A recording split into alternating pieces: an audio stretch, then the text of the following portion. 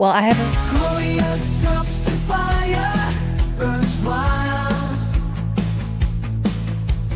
Chaos shenanigans at every corner. Sarcasm, a holy sermon in style. Dark chocolate melted chaos warmer. Fighting this timeline with snark. Every soul welcome but no recorders. Baptized by laughter in the dark. We stand tall, scorning fake orders. In the church of Mo we rise. With chaos and shenanigans bright. Chocolate and sarcasm our rise. Together we light up the night.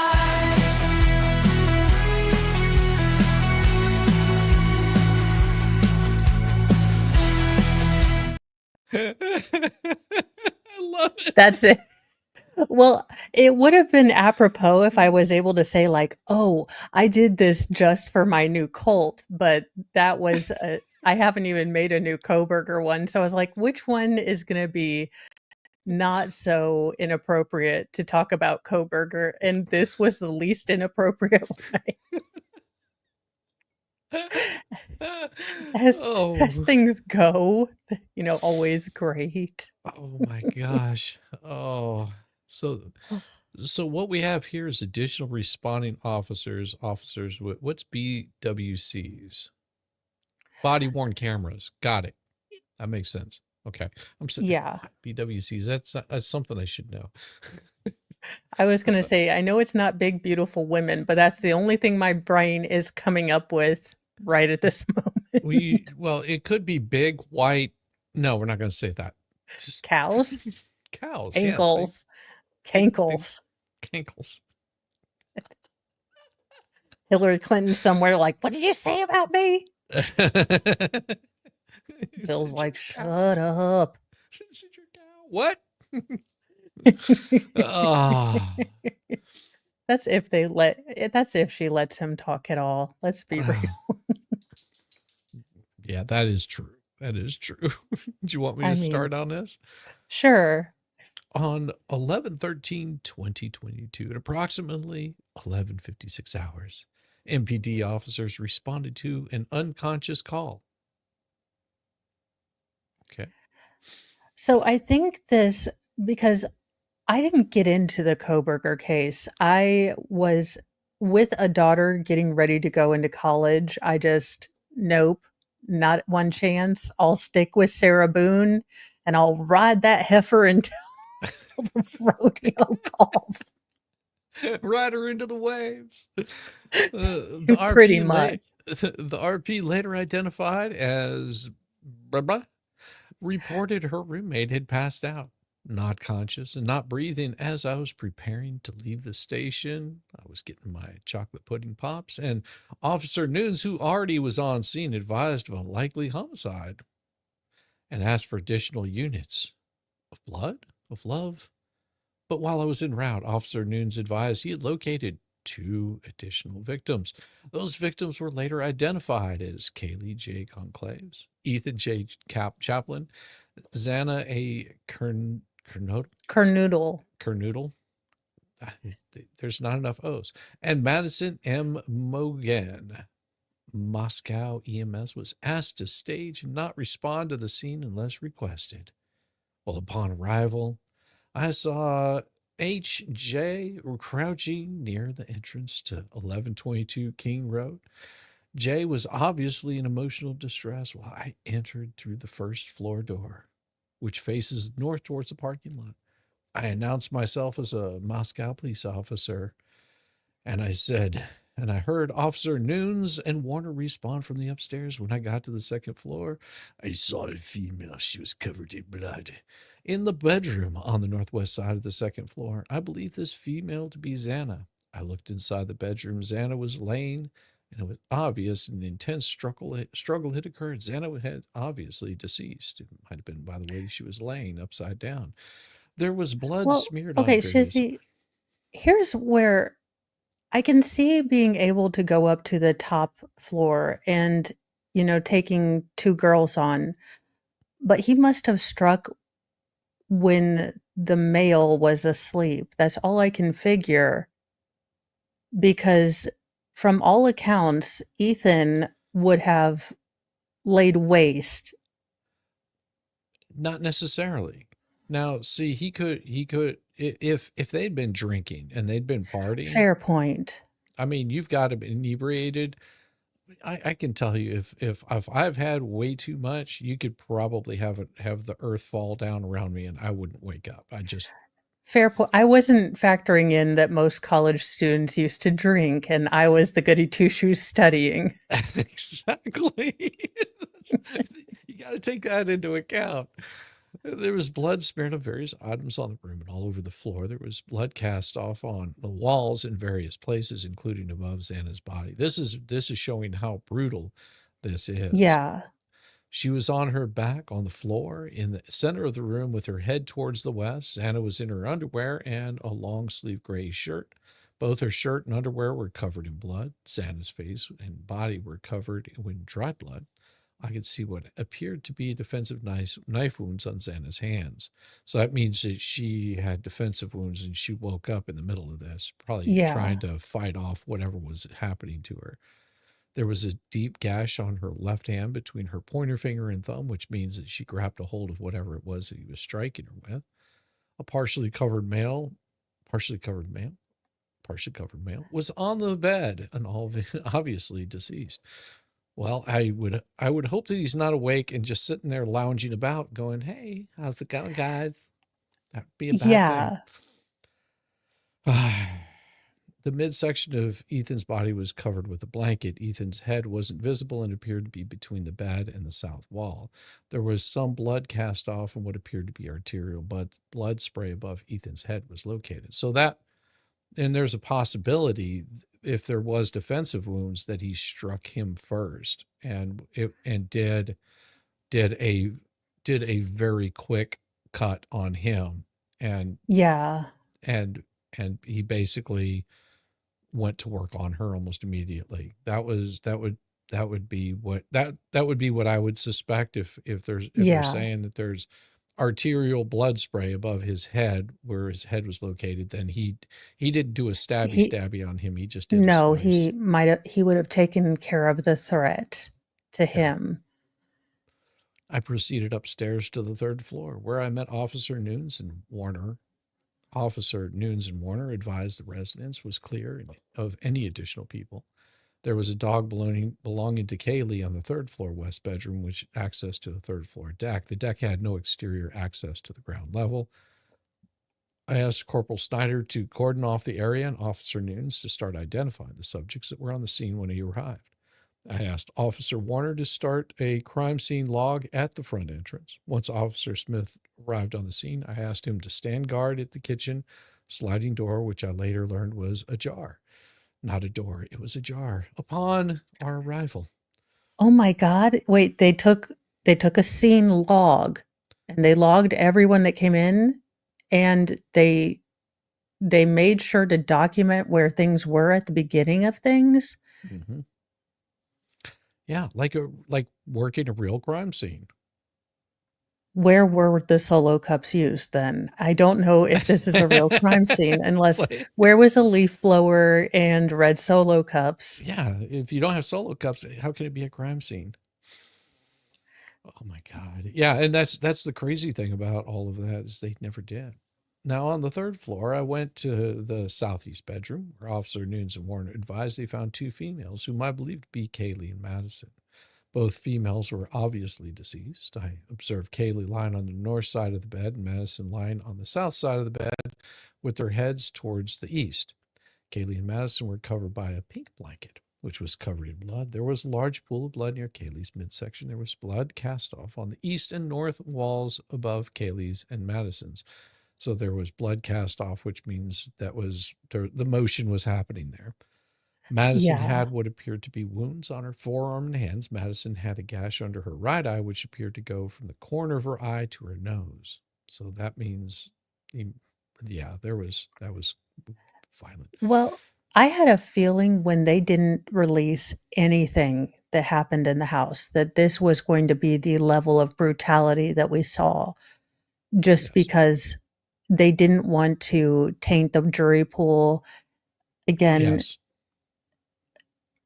And you have now you have more ways that people are trying to get any of this information out, so they have to be so much more careful now.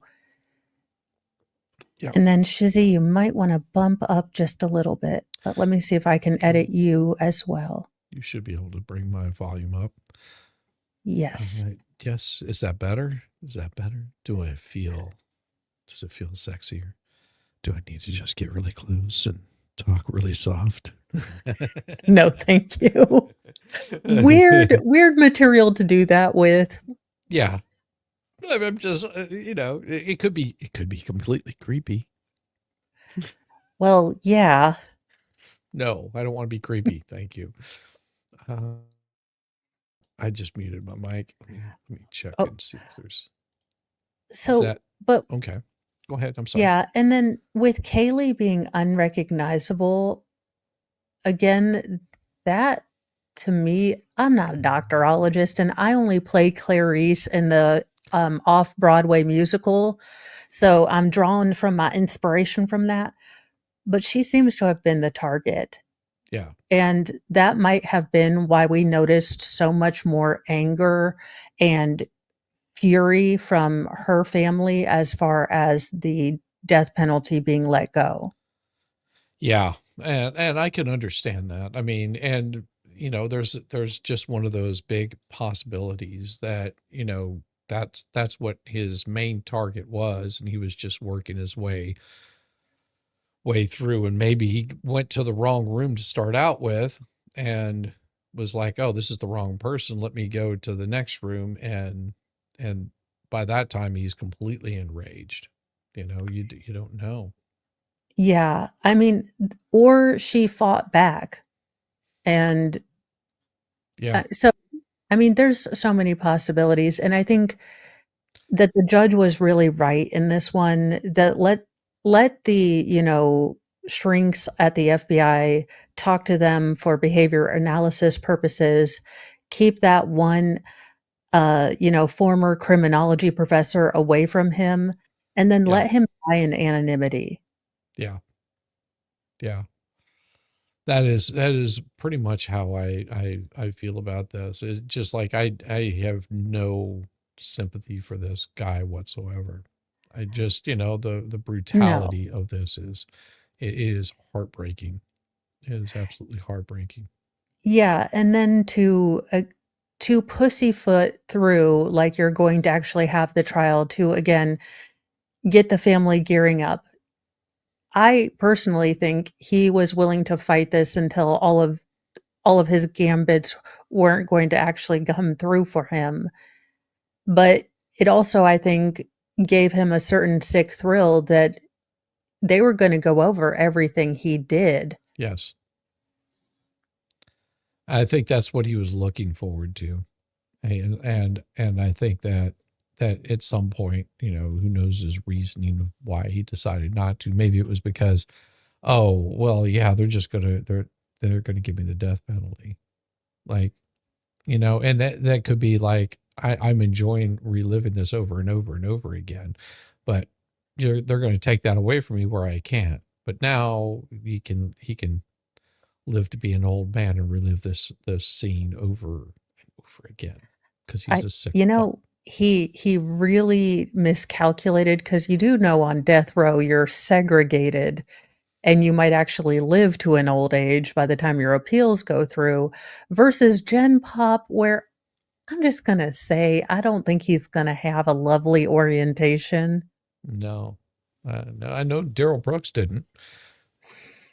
No, gosh, of all the things, like, I'd be willing well, okay. I'd be willing to watch a little bit of that, like Blurred. Yeah, yeah, We didn't get to see him in his shock shackles. Again, I feel like America is owed at yeah. least 3 taser shoots of Daryl Brooks. Especially whenever he would open his mouth, just to shut it really quick. You know, and I'm sorry if I was that judge, it would have been a ball gag. I would have had If him I was sitting there that with a ball gag. Yeah, honest to goodness, her inability to set boundaries made me want to repeal the 19th Amendment. Well, and what was I think some of the most aggravating part about that is I think she was using that as a stepping stone to get in in the Supreme Court. It did seem a bit. Because it was over the top, like, okay, we don't need a description or the arguments on either side of this. Like, shut your cake hole and rule. Don't give Yes. him any reason. Don't argue with him. Whenever you put your foot down, you put your foot down and you move him out of there. And Yeah. he stays out of there. It doesn't matter how much he's ranting and raving and stomping around. Let the jury see that. Let the jury see him rant and rave. And then the next day, you bring him back in and you go, are you going to behave? And if he starts acting up, put him back in there again. Eventually, after a couple of times of that, he may calm the hell down. But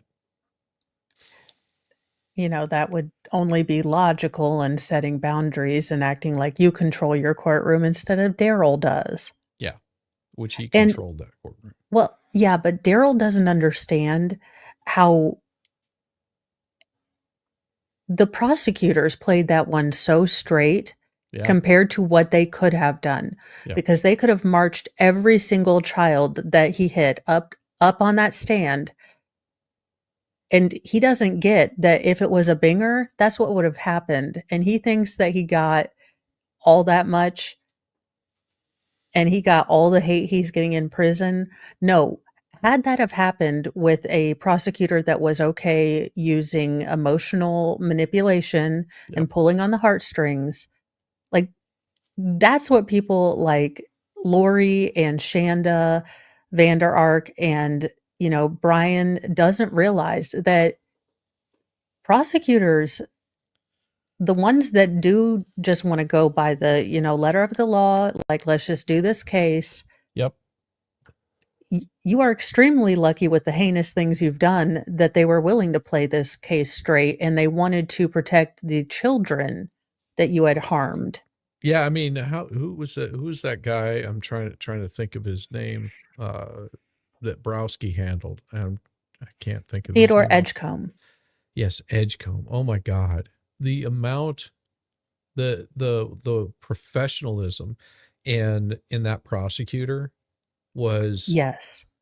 so, I mean, it was just like, I mean, I don't like the guy's look. I don't like his voice, but he played it so just like to the letter of the law. He didn't mess around. He was helpful with the defense. The tech? Yeah. Just like, here, let me get this set up for you, and we're going to make sure that this works for you because I want to get this done and over with. I've got a full docket. I got better things to deal with than this guy that decided just to go drive by somebody's car, punch the guy, and then pull a pew pew out on him and run and go on the run Yeah. for quite some time. I remember whenever he was on the run, I was like, Oh, yeah.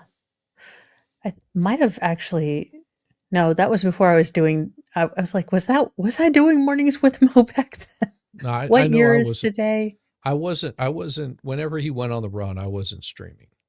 Whenever they Oh, caught him and they had the trial, I was. okay. I don't think I was streaming yet, but I think I watched the trial with Rackets. Yeah, the trial. I was streaming at that time, so I remember that trial very well. Madison, Kaylee was unrecognizable as her facial structure was extremely damaged.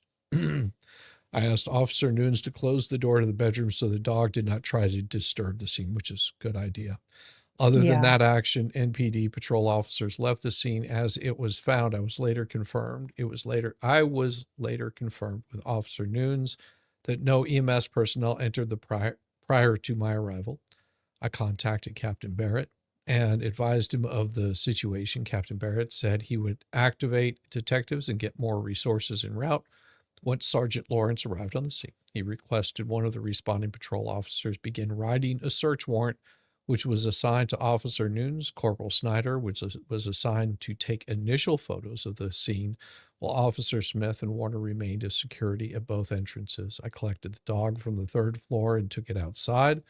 LCSO, Deputy Olson, transported the dog to the Humane Society on my behalf, which is a good thing to do.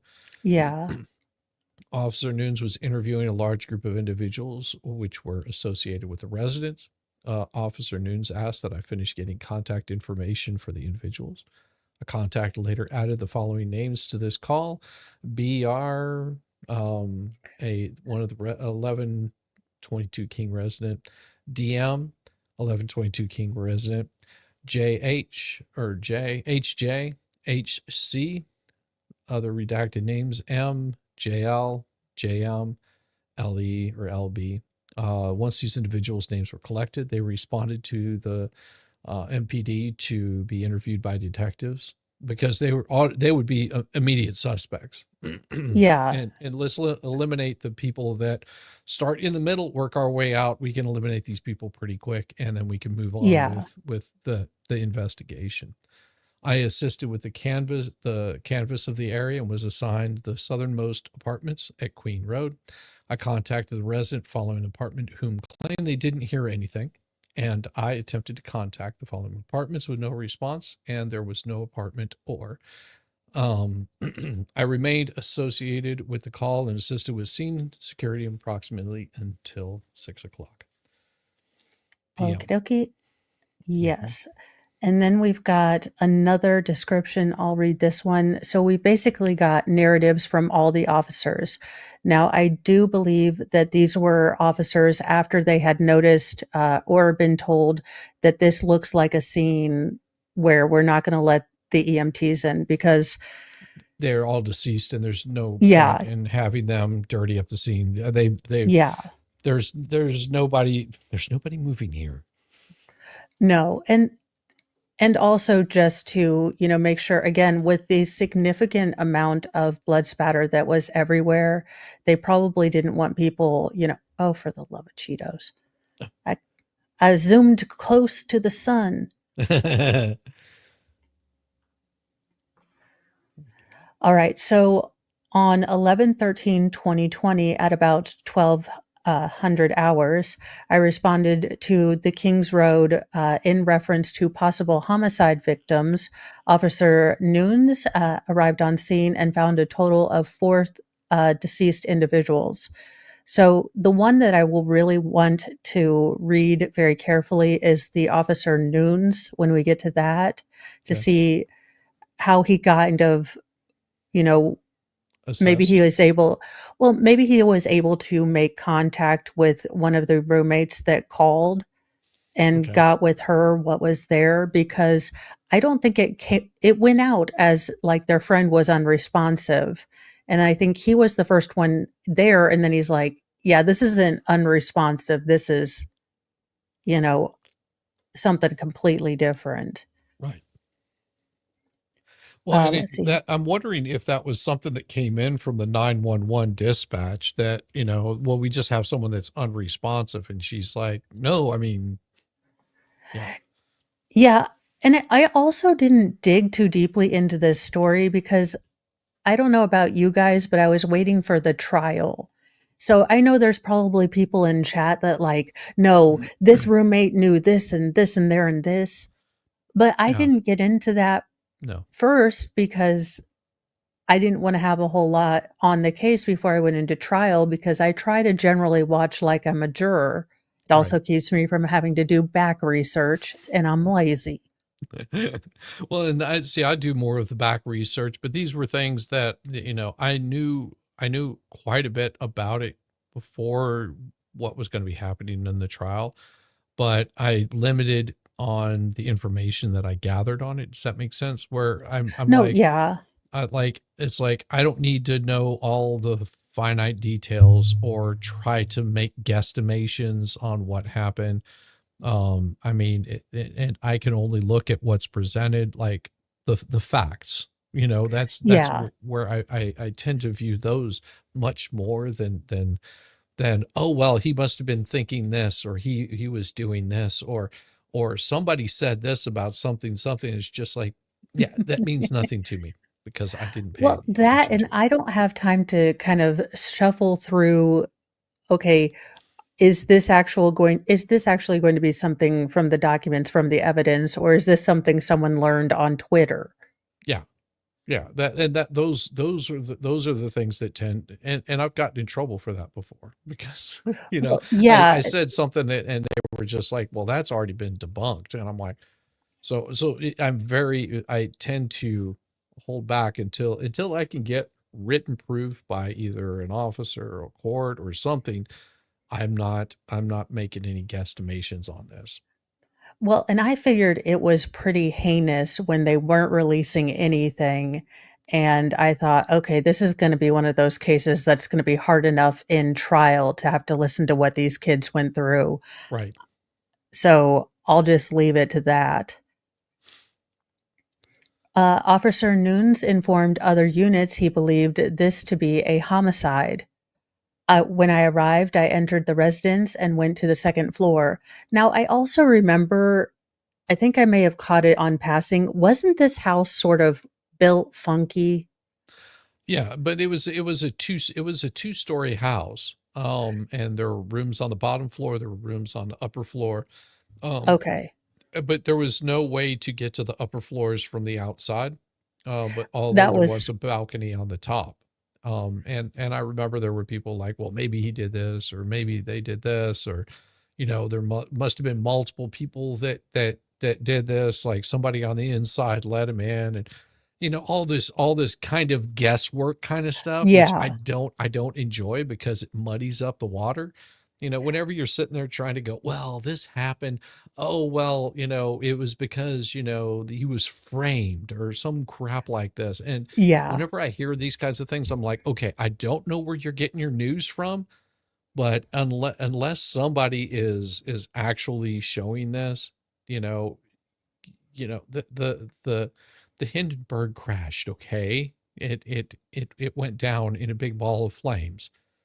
You But the can't deny Titanic's that. okay, right? Like, they're still sailing around the world, right? Well, no, like and that's the problem that you run into, because then you get a lot of the true crimers who are just like, yes, but it was because, this Jim Bob, he snuck in there where he wasn't supposed to be and he fiddled with the nozzles or some crap like that. It's just like, oh God, does that really matter? The Hindenburg went down. I I have gotten to the point where I'm like, "This is speculation just for the people in the back. This is what I made up in my head. This is not proven by any facts." Right. Right. But there's too many people that get involved in the speculation part of it, and they Yeah. try to run a narrative as if it's fact. So many different stories even now that Oh, he yeah, confessed. sorry. He has been incarcerated. It's good to know that you two are covering the review of the documents and details. Thank you, Heather May.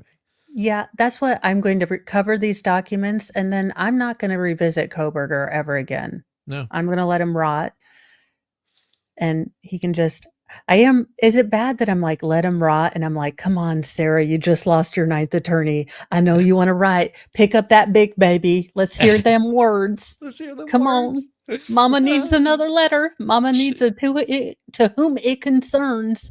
I should write her a letter sometime and say, Sarah, I feel that you were completely unjustified in everything that you did.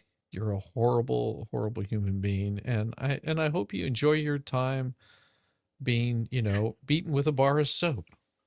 I had so much fun pretending to be her again. I forgot between the power of ChatGPT and my encyclopedic knowledge of Sarah Boone, we were able to come up with something that I can only say is probably the blueprint to what she's really good.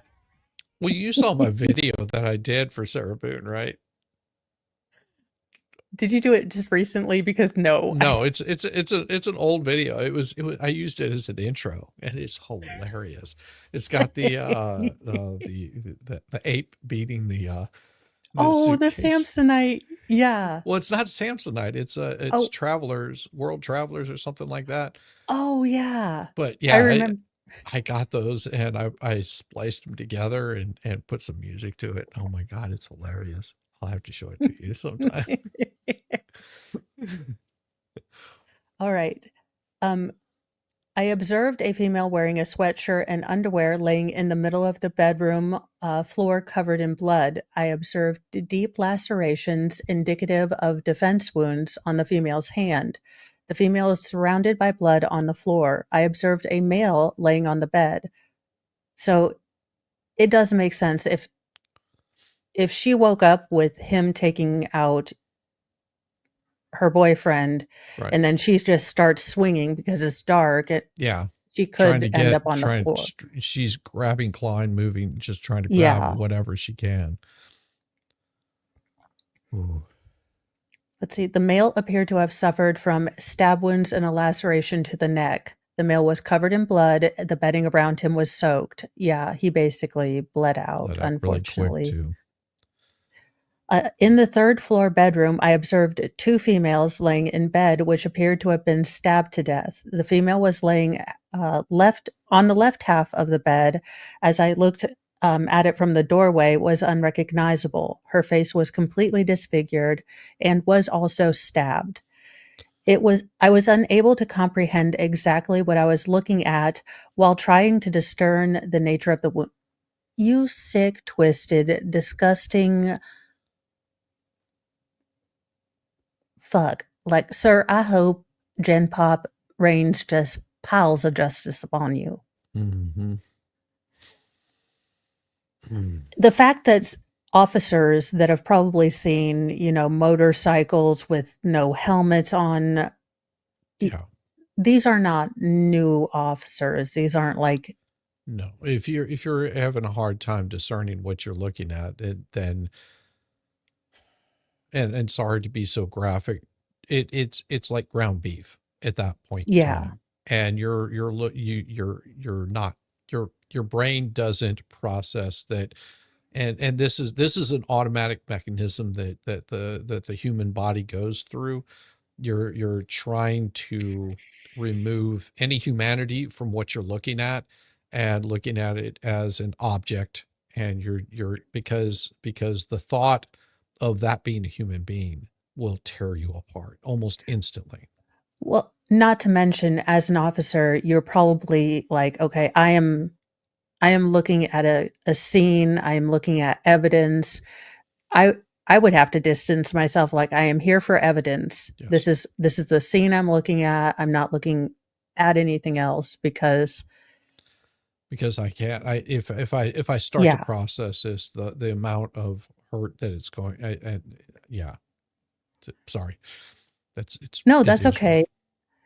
The second female on the right half of the bed had multiple stab wounds. The comforter was soaked in blood, in a pool of blood, and a pool of blood was still present. I was assigned to hold security at the rear slider door. This was the alleged point of entry of the suspect. I observed very large footprints in the snow. I used a tape measure, and the shoe size measured approximately 13.5 to 14 inches. So definitely a man, not a woman. Yeah. That's definitely a man's footprint.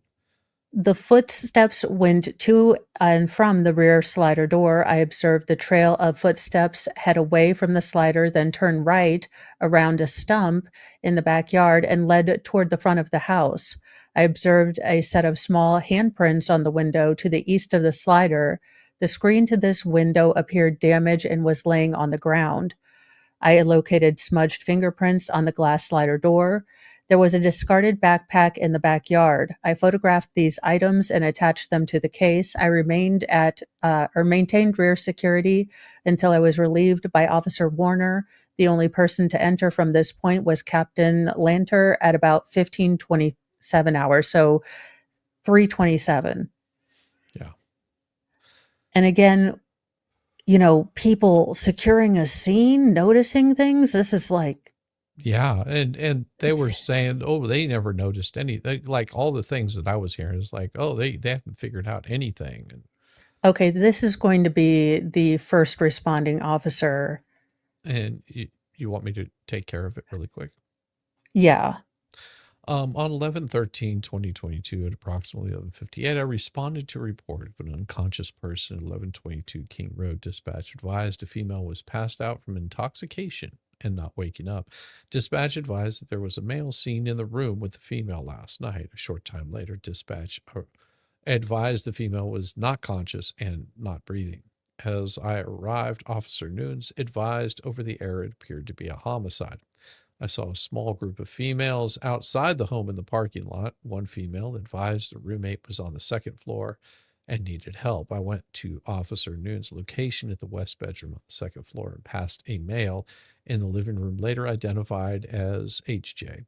Officer Noons advised the female and the male in the bedroom had blood on them and appeared to be beyond help. I walked out of the bedroom towards Jay and saw that the clean steak knife on a beer bong table. Beer bong table. Oh, Beer so pong? no, yeah, beer pong. So they were doing beer pong. What they were doing is they had a ping pong table and they were Oh, okay. bouncing ping pong balls to drink shots. So that, that would make sense why they were probably inebriated. It is a college town. From the kitchen, because I arrived and saw the female on the bedroom floor covered in blood and did not know if there was anyone else present in the room. Jay said he checked the room with the knife for protection, which would make him a suspect almost immediately. I mean, Yeah. Yeah.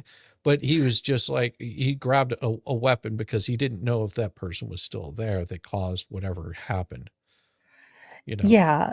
because And it makes I remember somebody was saying that one of the people that was there was a suspect and all kinds of stuff. So but it makes sense if you walk in on someone and someone's like, "I got a knife," to go check in on what you ostensibly were told over dispatch was just a drunk girl.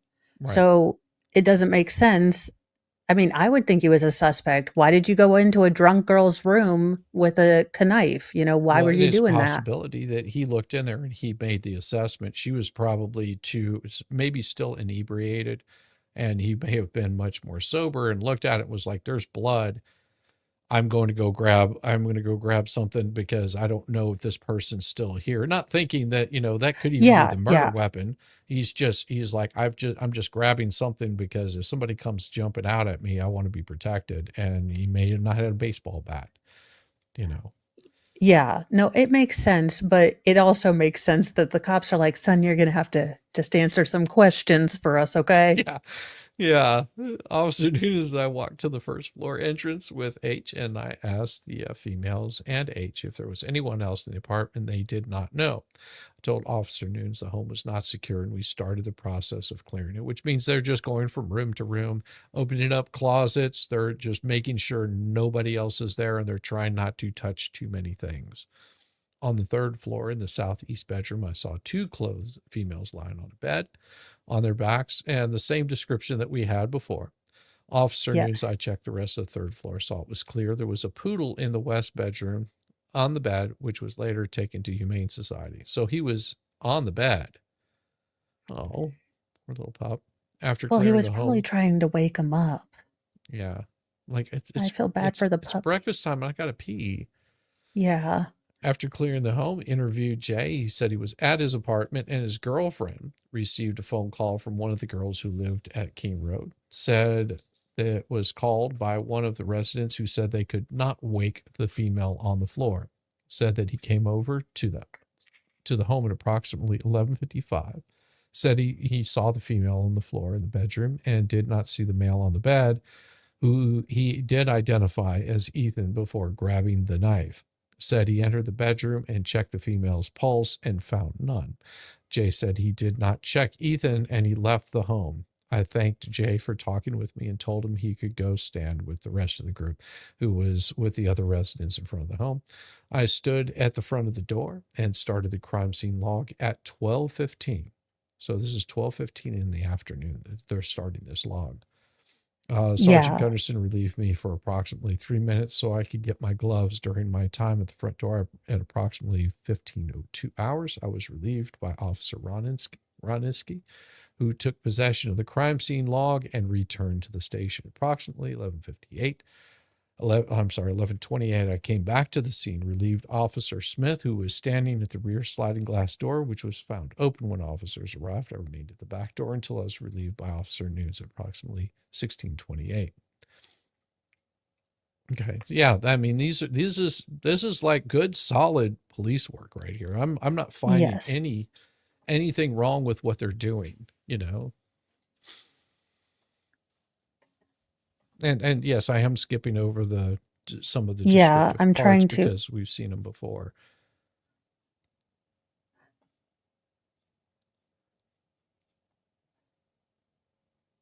So Okay, so I'm trying to figure out if this is the initial officer. No, because this is another one where they moved through. So basically, he did it's the same sort of thing. They went in and then visually cleared things.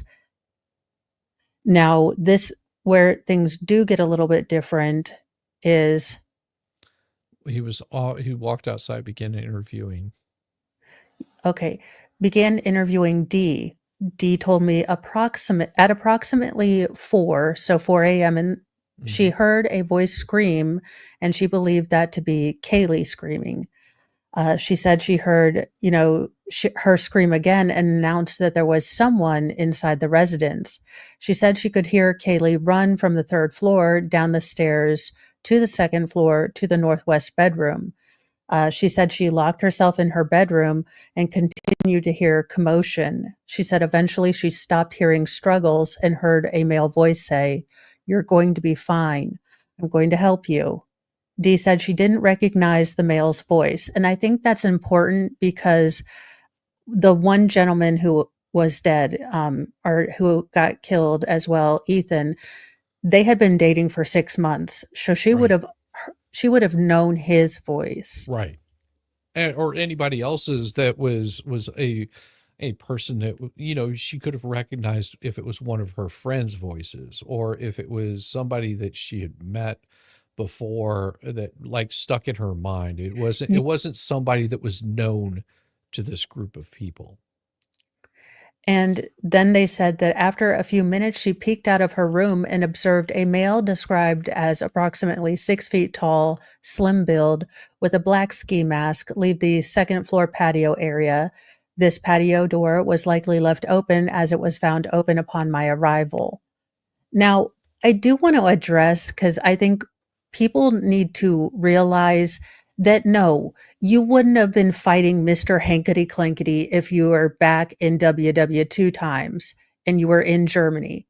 Most people, you don't know how you're going to react. So, for the a-holes who decided to contact the roommates and call them, everything but a child of God, get your heads out of your asses. You don't know what you would have done if you were a scared, maybe you've been drinking, maybe you've been having a little bit of the devil's lettuce and you Well, hear craziness go on. and I do find it, I mean, and this is something that I do remember from early on, where there was the communication with this young lady. It sort of did strike me as odd that she didn't call the police at any point in time. And it always confused me. So I mean, I can understand why there would be a lot of suspicion around that. I do remember feeling really, really like judgy. Yeah. And then I also thought back to myself at that age and would I have known what to do? Let's say she walks into what these season's cops walked into. Would you have been able to call 911 after that? Or would it have taken you a while? Or did she think that he was gonna be back at any Yeah. minute? That's a possibility too. I mean, you don't know what was going through her head at that point in time. And that was one of the reasons why I did back off on the judgy part of it. Is like you're talking about a girl that is probably pretty fresh out of high school. Yeah. And she's just now getting to experience a little bit of life, a little bit of freedom. She's always had mom, dad take care of this for her. So she doesn't know how to respond in a crisis situation.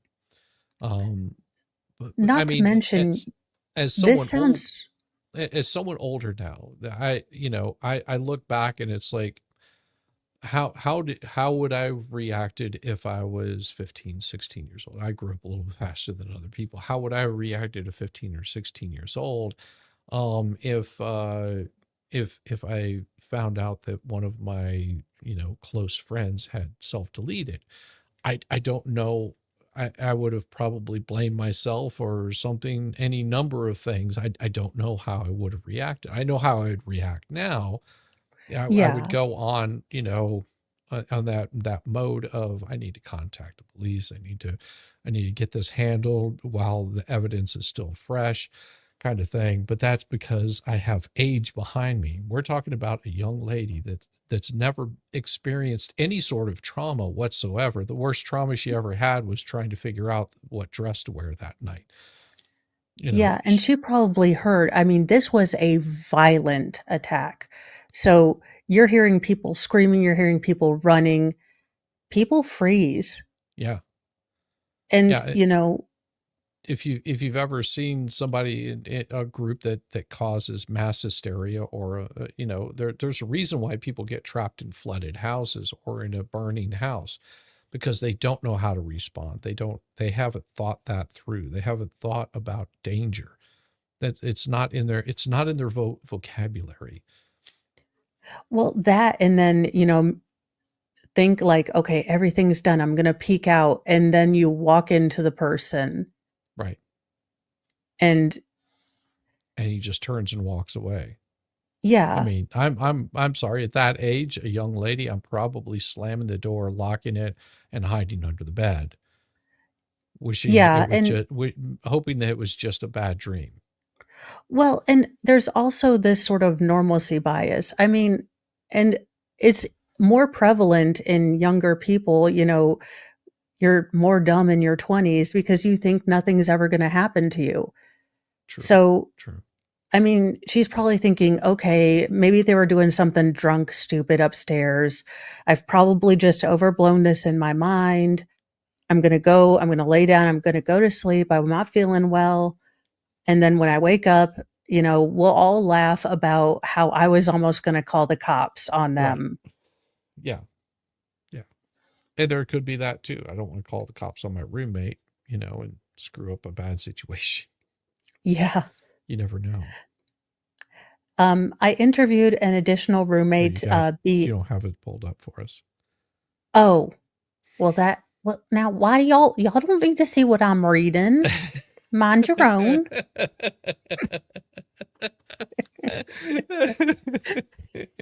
It's awesome. I interviewed an additional roommate, BF, who told me she was at the residence during the commotion.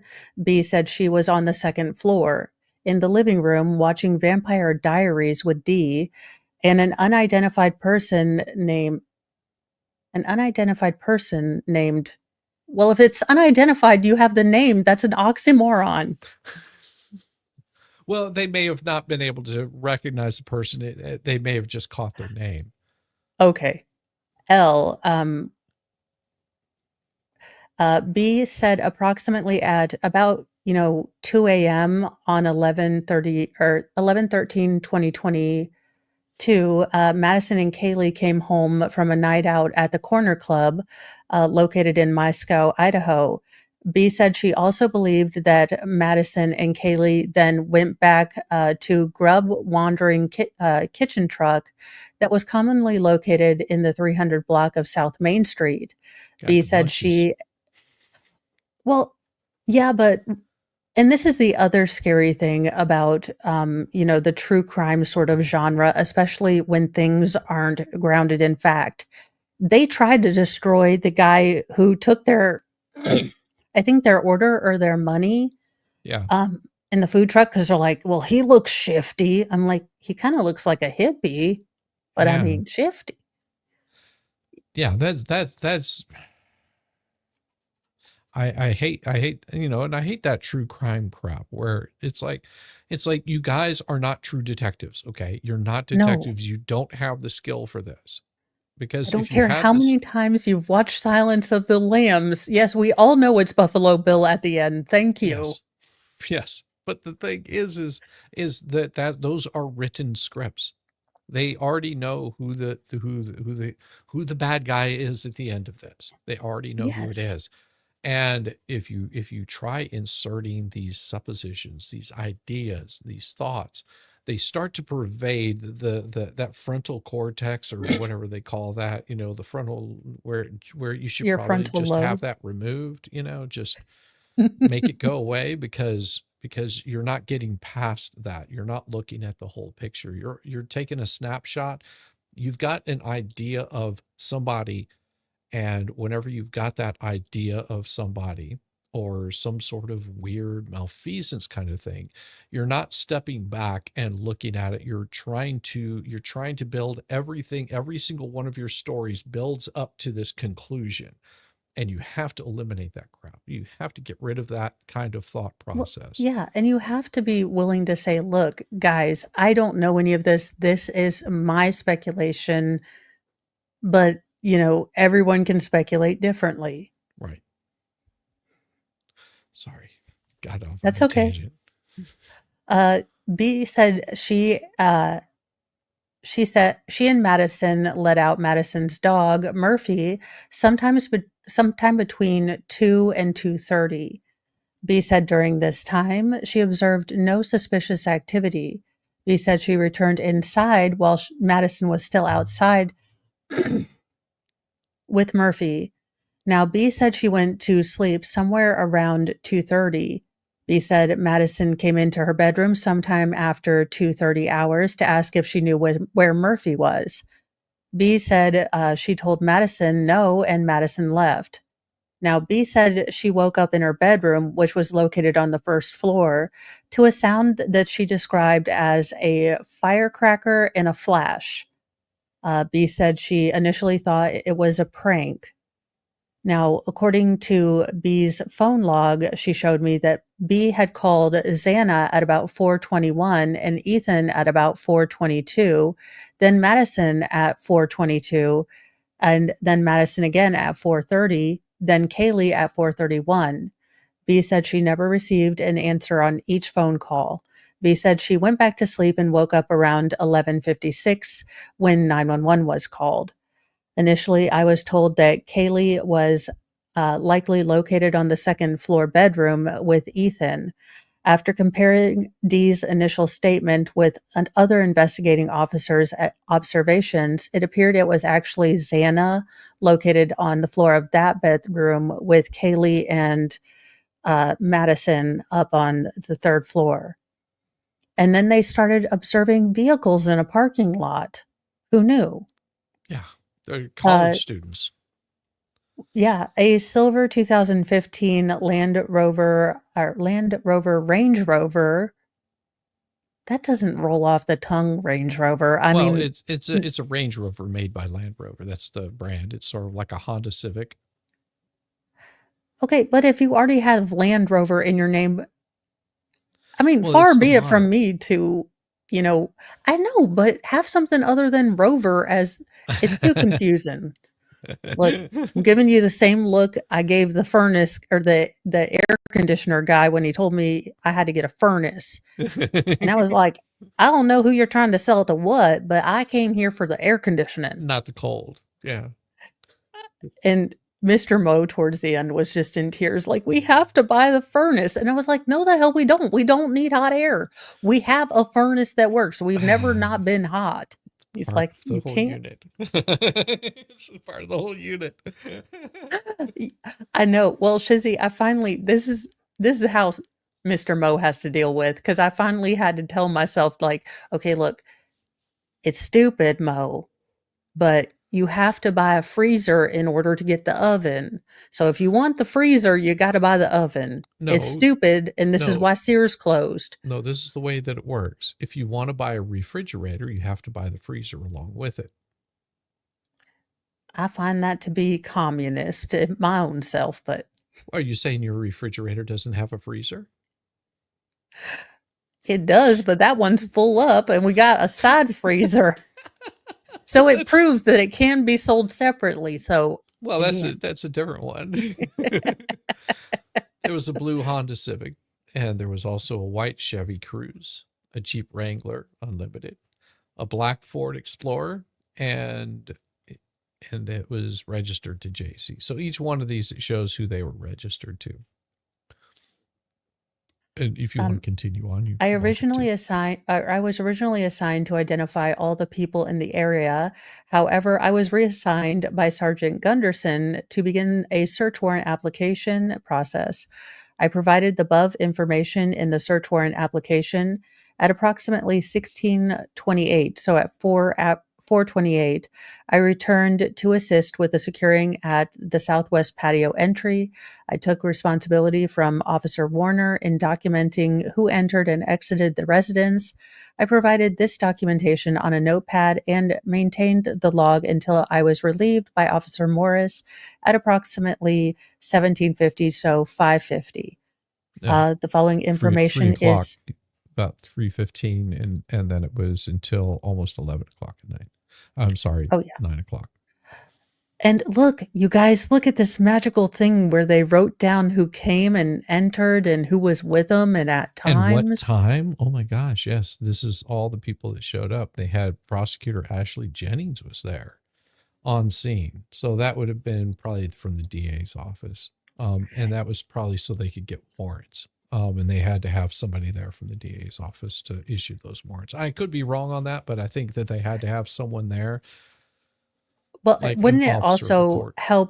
help expedite the process, especially on a case like this where you realize this is going to be a very large Yeah, case? especially if you've got multiple homicides. I mean, that right there is, yeah, you know that there's something going on. You might be looking at multiple people because at this point you don't know.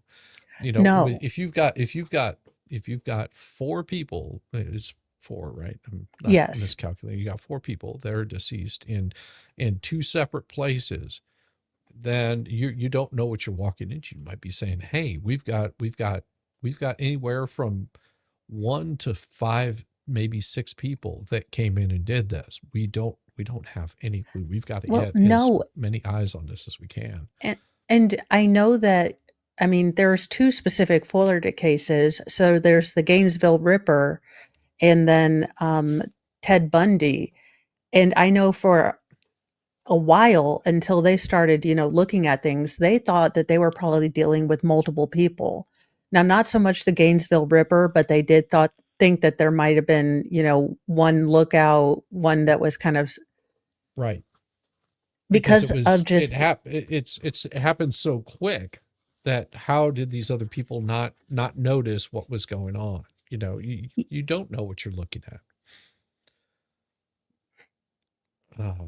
I love how my mini me's Mo, the Land Rover name manufacturer is redundant when used in conjunction with Range Rover model as RR was launched. See, I'm telling you, My Mini I 67. I You're am a right. genius. You're It right. was redundant. I was correct. Well, and Unlike the funny part is people go out, they're just like, "Oh, I'm going to go get a Land Rover," and you're just like, "Why?" And they go, "Well, because it's the new thing," and you go, "Okay."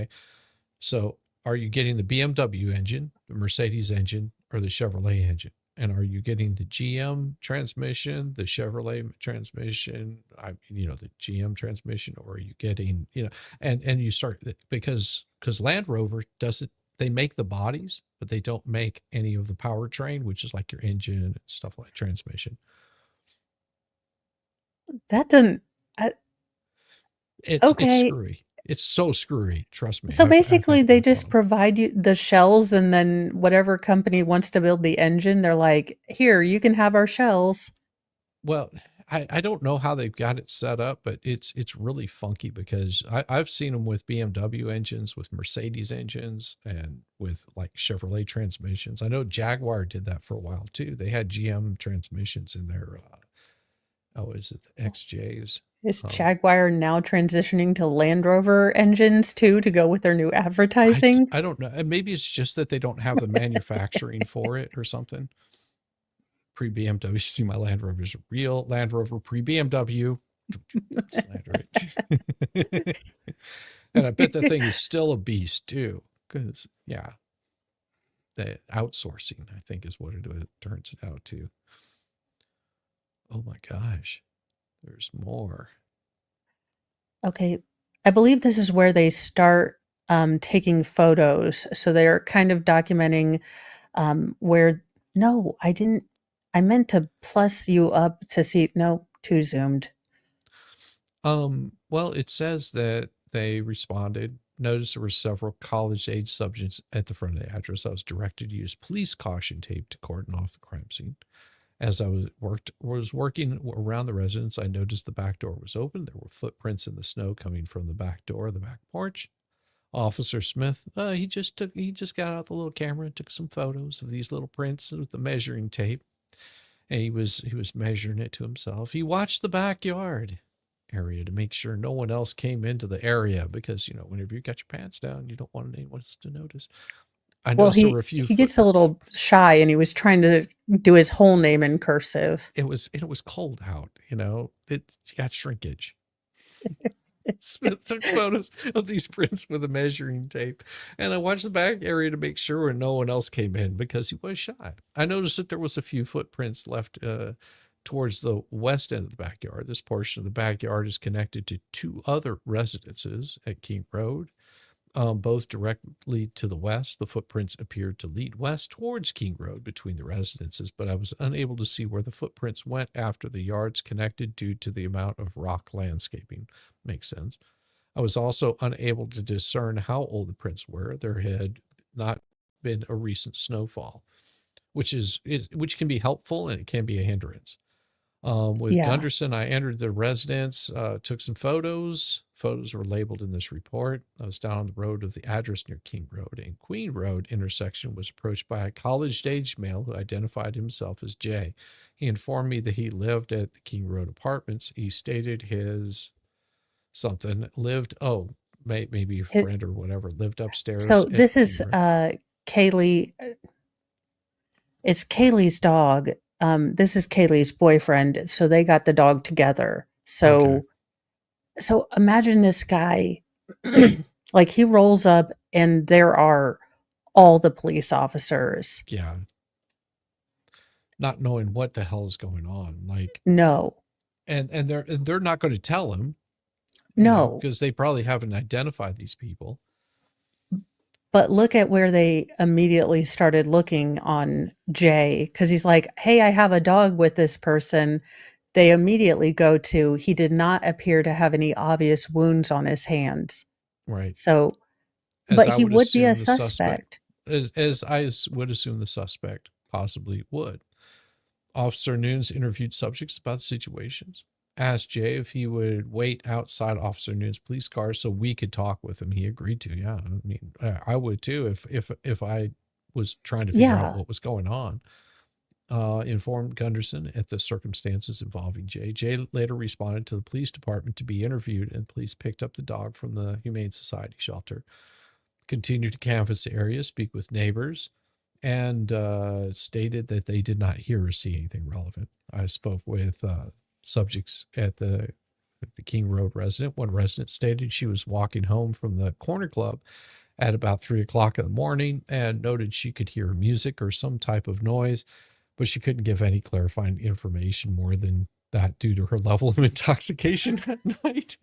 Like, listen, man, I was drunk. I couldn't Like it's tell you. Saturday. Like there was music, but I mean, it could have been Creedence, but it might have been Britney Spears. I don't know. I was drunk.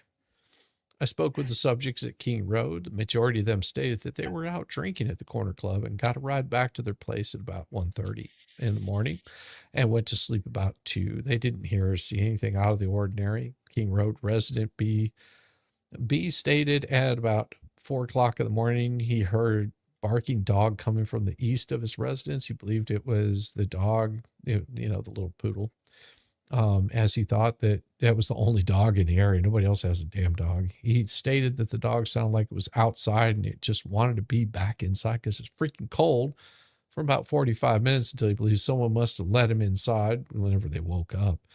Then it stopped. Stated he had a female with him in bed at the time who also heard the dog barking at this time. Well, yeah, I mean, You know, it woke us up, this little yappy bastard, just yap, yap, yap, yap, yap, yap, yap, yap. Ah.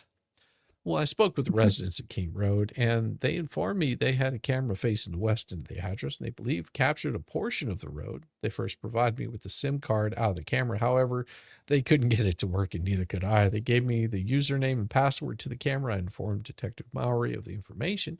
They gave me permission to access the camera footage and record the necessary surveillance video. And what it does is it says Black Ford Explorer. Looking at the parking lot, Black Ford Explorer, front, back seat. Hold on a second. I'm looking to Okay. see.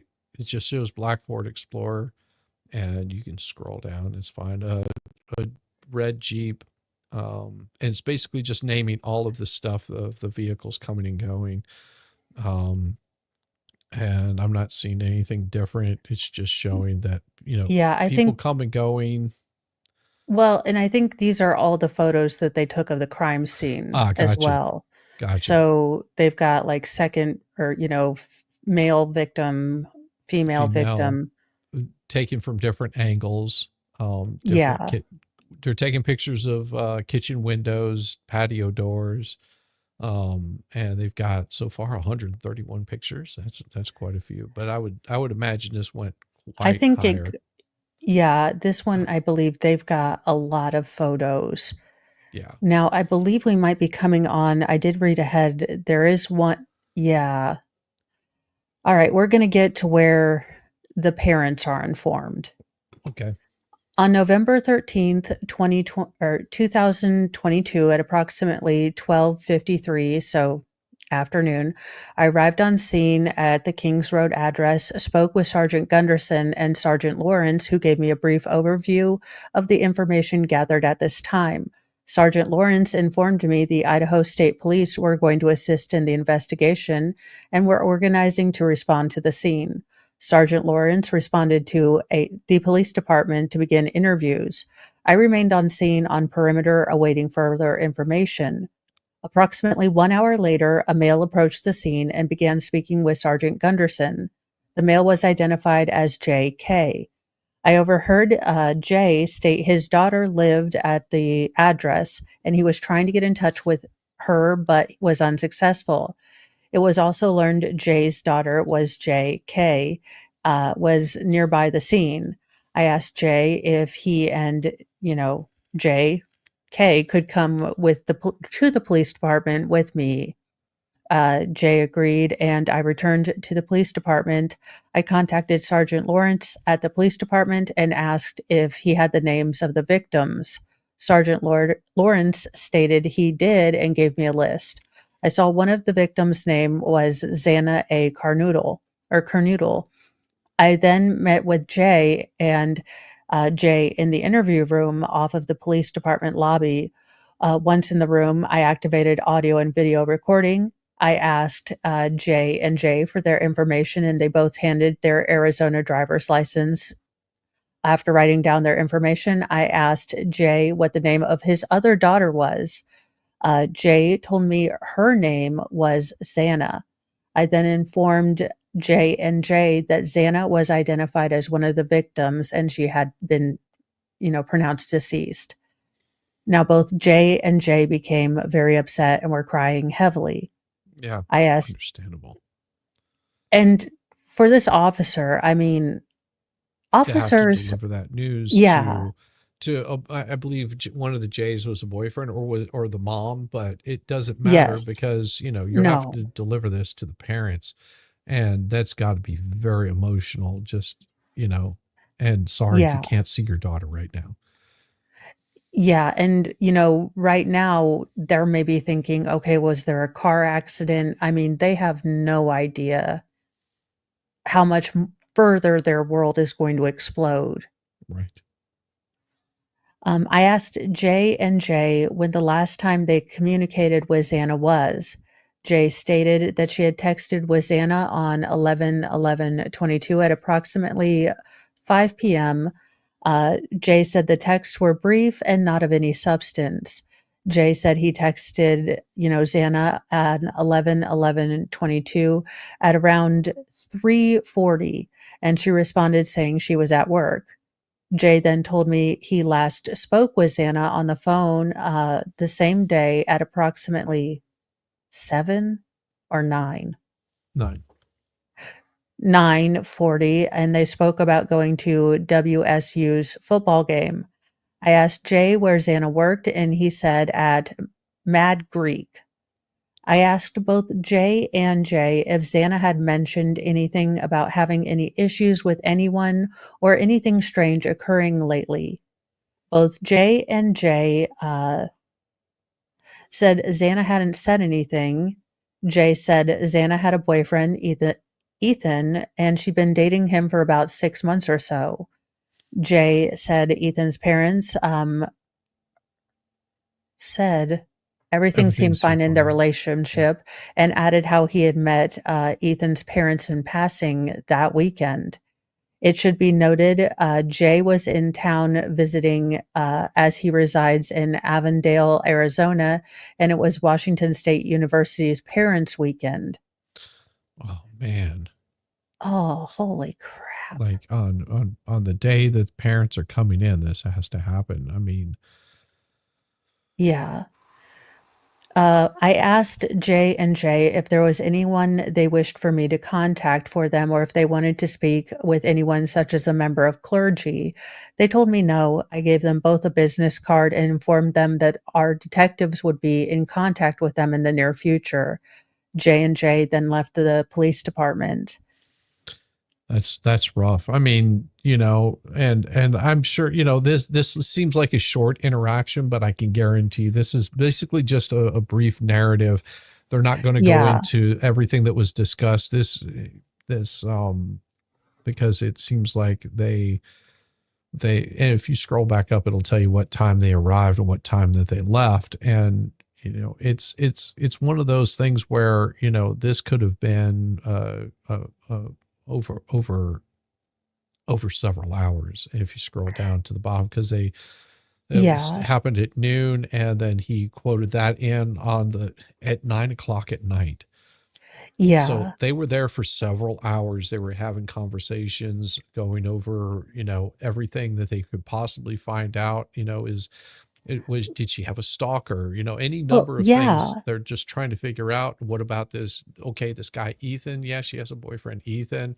And they know that Ethan was one yeah, of the deceased victims. So it's definitely not him. Could yeah, it be but an ex-boyfriend?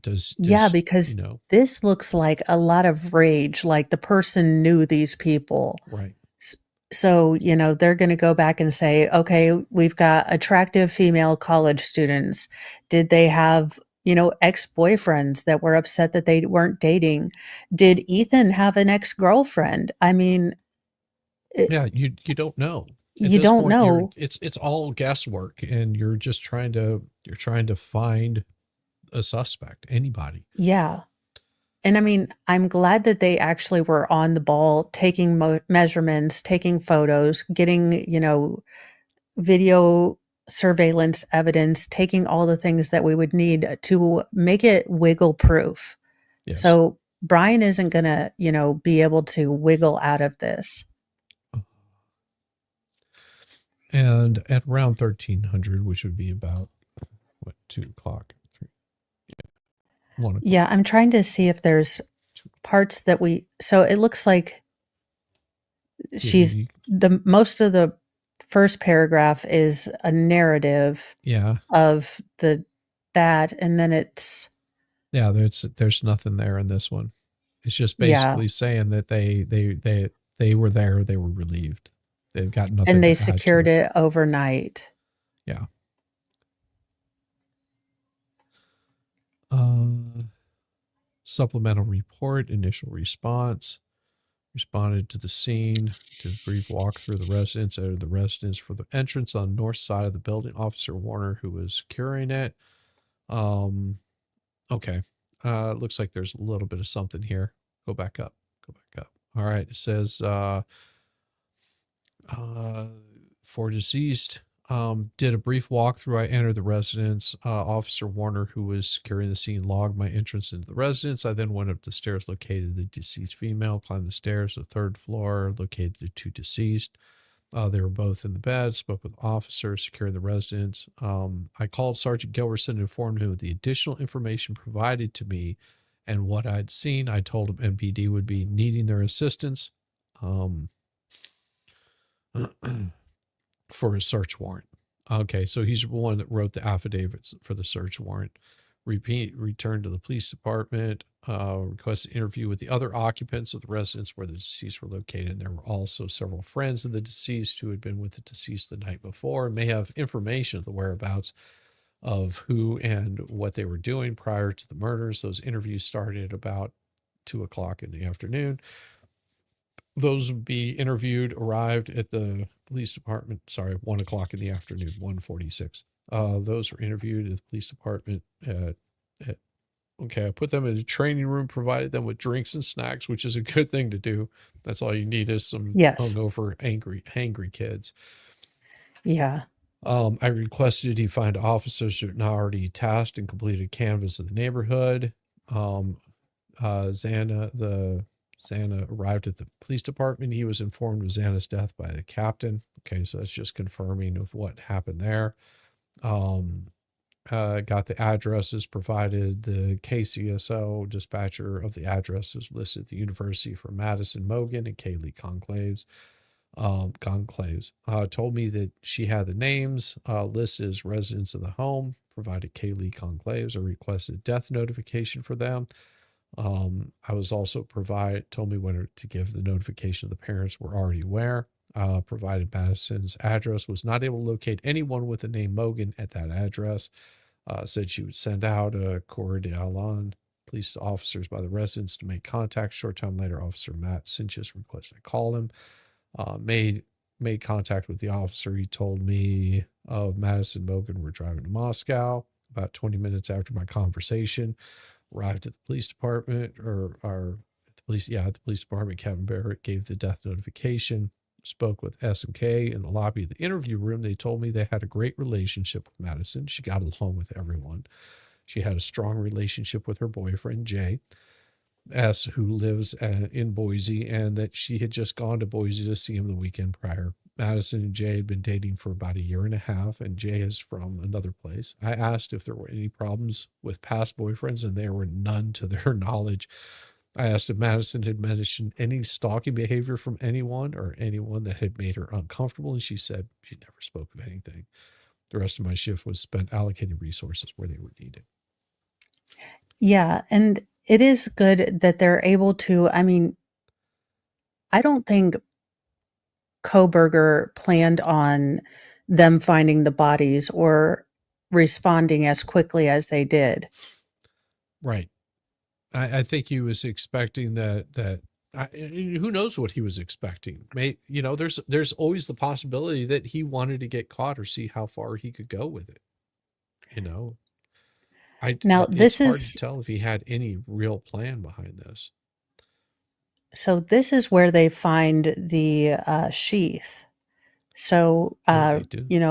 on 11/13/2022, I received a phone call advising me that there was a quadruple homicide at the King Road address. I arrived at the Moscow Police Department, put on my police issue uniform, and relieved Officer Warner at the above address, who was currently holding scene security and maintaining a log of who came in and out of the apartment at the front door, which is on the north side of the apartment. I was on scene for about 2 hours until I was relieved by Officer Morris, who took over my duties. On the following day, 11/14/22, I learned that a sheath was found inside the apartment. The sheath was tan in color and had a Marine Corps eagle, globe, and anchor EGA symbol on the sheath. Words USMC were located under the EGA, and K-bar was above the EGA. I was tasked to follow up with businesses in town to see if that particular knife was sold there. I followed up with Tri-State Outfitters, Big Five Sporting Goods, Moscow Building Supplies, Spence Hardware, and Walmart. Each of the above stores does not sell a K-Bar brand knife. No, they While at wouldn't. Walmart, I was speaking with a staff member, S, name listed on name tag. I love it. It's like I was talking to Sheila. It just says Sheila on the tag. I didn't ask what her last name was, although she seemed to be very interested in me for some odd reason. Maybe it was my Who fascination was with showing knives. me the knives on display. She told me about 2 or 3 weeks ago, a white college male asked for a black ski mask that would cover his face. Jesus, who does that? Well, I would. I mean, here's the thing. I ride a motorcycle. Oh, Okay. I'm thinking of only nefarious reasons. They wouldn't make them just for robbery. No, it's just like I'm looking for something to, cover Yeah. up my face because, I want to keep the whole thing warm. But, maybe he gave off that creepy vibe. There's that Or possibility, and that's why it's yeah. stuck in her mind. Well, it's also, so you've got to think this is now on the 14th. So this is after media in the locality is saturated. Yeah. So it's possible that there was, a guy there for totally, creepy ski mask reasons, but for other creepy ski mask reasons. It might have just been like, where's your ski masks at? Because it's snowing outside, and I want to keep my Yeah, face warm. it is Idaho, like Yeah. in the middle of January, so It's damn cold. or no, 11 No, it's November. November. It's still cold. Yeah. I mean, the snow's on the ground, and it's just like, I want to keep my face warm. Yeah, S was unable to provide much detail other than he was taller than she was and maybe had a tan skin complexion. Well, Kohberger's right out. He and me are about on pale street. Yeah. Okay. Yeah, then He I would looked fall into that tan complexion. So just he looked afeared of the sun. he maybe had a tan complexion. I mean, he might have been a tall Hispanic male or black. Now, S said she advised the male that they didn't have any black ski mask, only camo. It is Idaho. It is Idaho. Exactly. She said that the man then walked away. Now, on 11/14/2020 at about 11:45, I spoke with PR at Memorial Gym Substation. Now, R is currently the blank for fraternity something or other. I asked R if he could walk me through what he did the night of 11/12/22 and early on the morning of the 13th. R said that about 18:30 on 12 or so About 6:30. 6 p.m., 6:30, he was at a party. R said that the party was at the Treehouse, which is an off-campus house for the sorority of somewhere. R did not know the specific address, but said the house was near the Whites' apartments. Kappa Kappa, yeah. Near the We have Whites. they're constantly in rumbles with the Jets.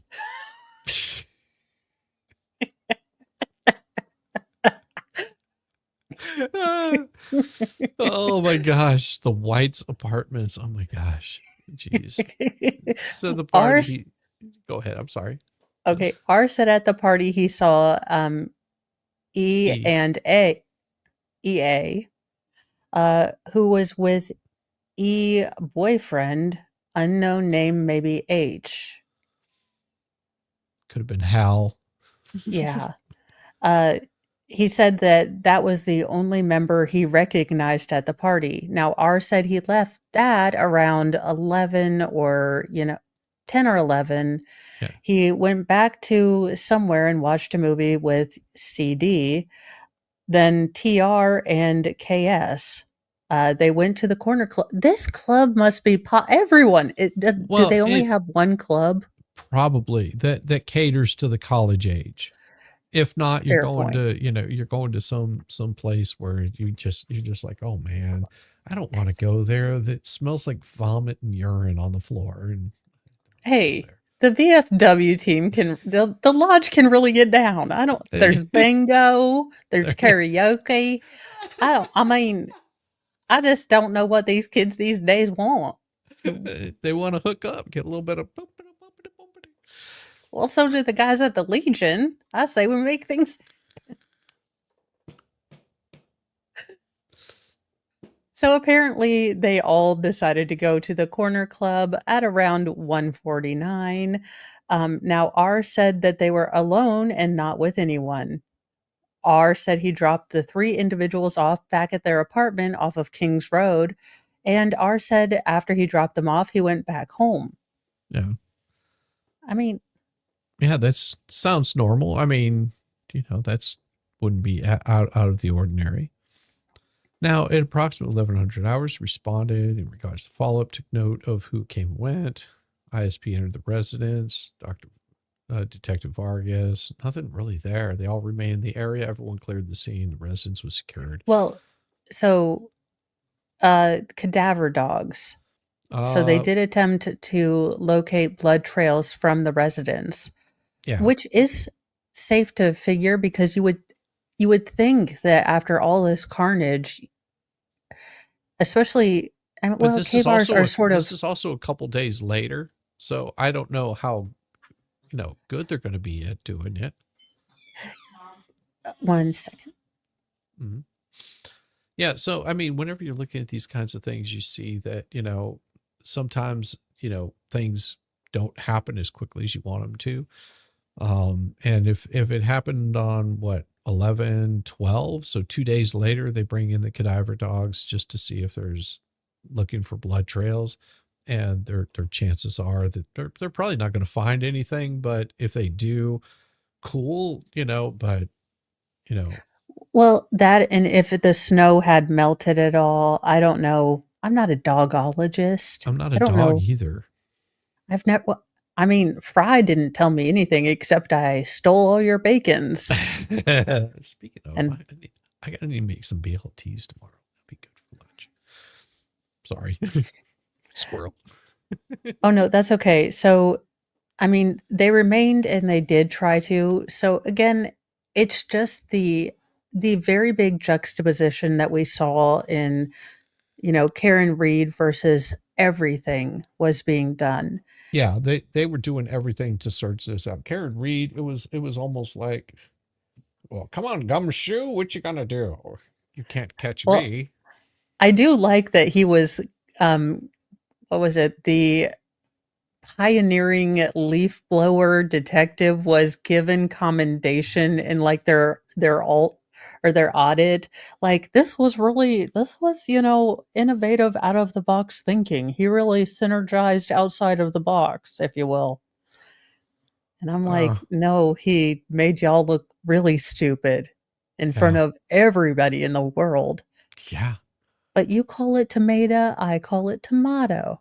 Well, this is pretty interesting. So this guy was working overtime shift for plainclothes detail at the University of Idaho campus. Related areas of patrol was for minors in possession or consumption of alcohol, along with other alcohol or drug offenses.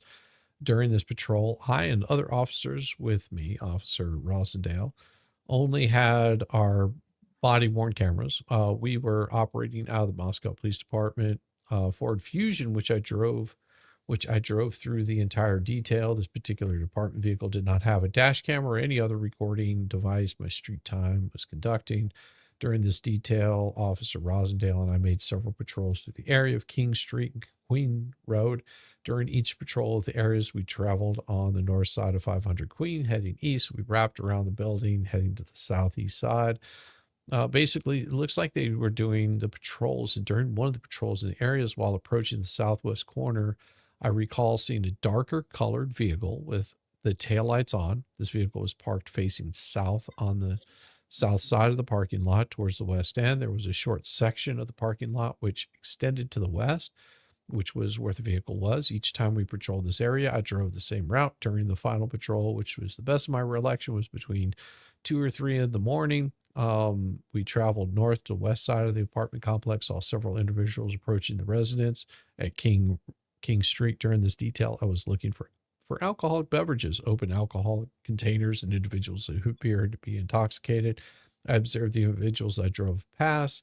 but did not see any reason to contact them for our related patrol. I mean, they weren't acting fools. They weren't throwing beer bottles or, No. dragging some person by the hair back to their man cave. Or swerving, into the street where it was No, like, they were walking, they were just well, but, like walking, you can drunk. swerve and walk. Yeah, I you could be drunk swerve and walking. walk, Well, but I do that sober too. well, yeah, we did that at Dollywood. There was a lot of swerving while we were walking. I recall, and we weren't drinking at all. I No. recall my view of the individuals being obstructed by vehicles in a bush on the east side of the parking lot. The individuals were walking close a vehicle which was parked in the northeast corner of the lot. As I turned on Queen Road, I traveled west, continued to view the individuals. From my recollection, there were at least 2 individuals, possibly 3. I recall one of the individuals having blonde hair. I don't recall exactly how many people there was, but as they were wearing or what they were wearing, other than details, as I quickly looked for beverages in their hands and whether they were staggering from intoxication. Since we made several patrols through the area, I cannot say with 100% confidence I saw the vehicle on the same path as I saw the individuals. On reviewing my radio history, I contacted 3 individuals at Taylor Avenue at about 2:55. The best of my recollections was after exiting King Street and seeing the individuals, we cleared this contact at 3:30 in the morning. So nothing that stood out. It was just a normal No. evening. I mean, if that vehicle would have been there a little bit longer, they may have, stopped by to see if everything was okay. Somebody could have just been sleeping it off. Who the fuck knows? Yeah. You know. And I mean, you've also got to think that even if he'd seen, let's say, Bryan Kohberger, you know, in say he's taken off his ski mask and he's just walking to his Hyundai, he's Yeah. not going to think anything of it because he's so focused on, okay, I've got 3 people that are walking on the side of the street. Right. How are they looking? You don't expect this. So Yeah. You're not looking for somebody out deleting people. And if somebody's no. out there in the cold and they're pulling off a ski mask because they're getting ready to get in their car, you might stop and watch to see if they're leaving the area or if they're acting weird. Are they jumping in their car and speeding off? Are they dumping drugs off, the side of the road because they noticed that you're patrolling the area? I mean, those are things that would become suspicious, but they didn't see anything that was out Well, of the and I norm. doubt that Bryan Kohberger would have acted suspicious because they were in a Ford Focus or Fusion. One of Whatever. Fusion. They were But in they a were white also car. plain clothed. So, Bryan would have seen them just driving down the street, and unless he's cued in to, okay, honestly, bait vehicles and police vehicles, if you got 127 antennas out the back, Probably a police vehicle or some sort of fed. true. Yeah. Looking through to see if there's anything in Yeah. there. There might be something in here. If you want to read that one. Okay. On 11/14/2022, at around 11:42, dispatch advised that they were forwarding a call to my cell phone. My phone briefly started to ring, but then it suddenly stopped. For some reason, the call was forwarded to voicemail before I could answer. Welcome to my phone. Mm-hmm. Although I'm gonna tell y'all a bad secret. If I don't want to talk on the phone, y'all will have accidentally been put on, like, I don't know what happened. At least that's Yeah. what I tell people. I do the same thing. The voicemail said, "Hey, how's it going? My name is blank JS. My phone number is blank. I just wanted to make a statement to you guys because I was close friends with Maddie Mogan. I was with her at the corner club most of the night, and then after we left, we wanted to go to John's Alley, and we went to and stopped at the grub truck. They got grub truck, then a car picked them up, and they left and went home. I just wanted to make a statement about unintelligible. I don't know if anything is helpful, but I was just with them like for a little bit. So if I can be any help, I would like to give me a call. Thank you." Shortly after I got the voicemail, S called dispatch again and was successfully transferred to my phone. Well, and So that I, this makes sense because, you know, yeah, you know, and this is the thing, you know, he's remembering, you know, he's running through his entire night of anything that I noticed that maybe was out of the ordinary, any interaction I had. I probably yeah, forgot about this interaction, but you know, after you've had a day to sort of process that grief or the shock of all of that, you're just like, you know, I don't know if this is any help, but this is something that I yeah. noticed after the fact, and if it can be of any help, you know, I'm, you know, I Well, don't know if it could mean absolutely nothing. and and sometimes I think it is nice that the police officers will listen to these tips from friends because sometimes the you wanna do Yeah, something to help. You want to do something because you just have to sit here and wait for other people, whose job it is to find the person who did this, and then right. to trust that the justice system is going to get this right. Yeah, and I mean them getting Kober or is absolutely, you know, astounding, especially if you're doing it from multiple states away. I mean, Well, yeah, and I wasn't aware how quickly they were able to, because it would never occur to me to do this, but to triangulate, different uh, security or not closed caption, closed circuit televisions to say, hey, we see this one car that's, going there about the time of, when we think this happens, and then right. it speeds right away. I mean, I know that's probably just typical cop stuff, but that's something that would never, it Occur. would be in my, yeah, to do that. So S essentially said the same thing he said in the voice. Oh, it's a he. Well, okay, I've been calling you a she, but there you go. Um, he said he was out with Maddie at the corner club until about 2:30 in the morning. He said that several times he didn't know who the other girl was that was with them that night. So he must have known Maddie and not known Kaylee. Yeah. Now S described the girls getting into a silver sedan after they got food at the truck. I confirmed with S his, name, date of birth, address, phone number. I also confirmed that he drove to his parents' home in, Boise. Boise. I asked S how long he planned to be at his parents' house, and he said he was skipping next week of classes and would remain in Boise until after Thanksgiving break. It's not Uh, abnormal. yeah, I mean, said he would be willing to talk to a detective about his involvement in this case, said he doesn't have a roommate at his Queen Road apartment, and that he lives alone. So he was probably on that list of suspects there because he lives on Queens Road. Right. You know, and he's just like, I noticed this. It may not be anything. It could be something. It was a silver sedan, you know. What do you drive? I drive a silver sedan. That would be more suspicious. And then he lives alone. Yeah, that's pretty Yeah. straightforward. And then of course we have watch body worn camera event. He responded to the area Queen Road, photographed and looked at the three dumpsters in the area. All of them were named Karen. All three dumpsters were located on the street. I saw nothing of evidentiary value in the dumpsters. I photographed them, cleared the area. ISP later pulled the trash pursuant to this investigation.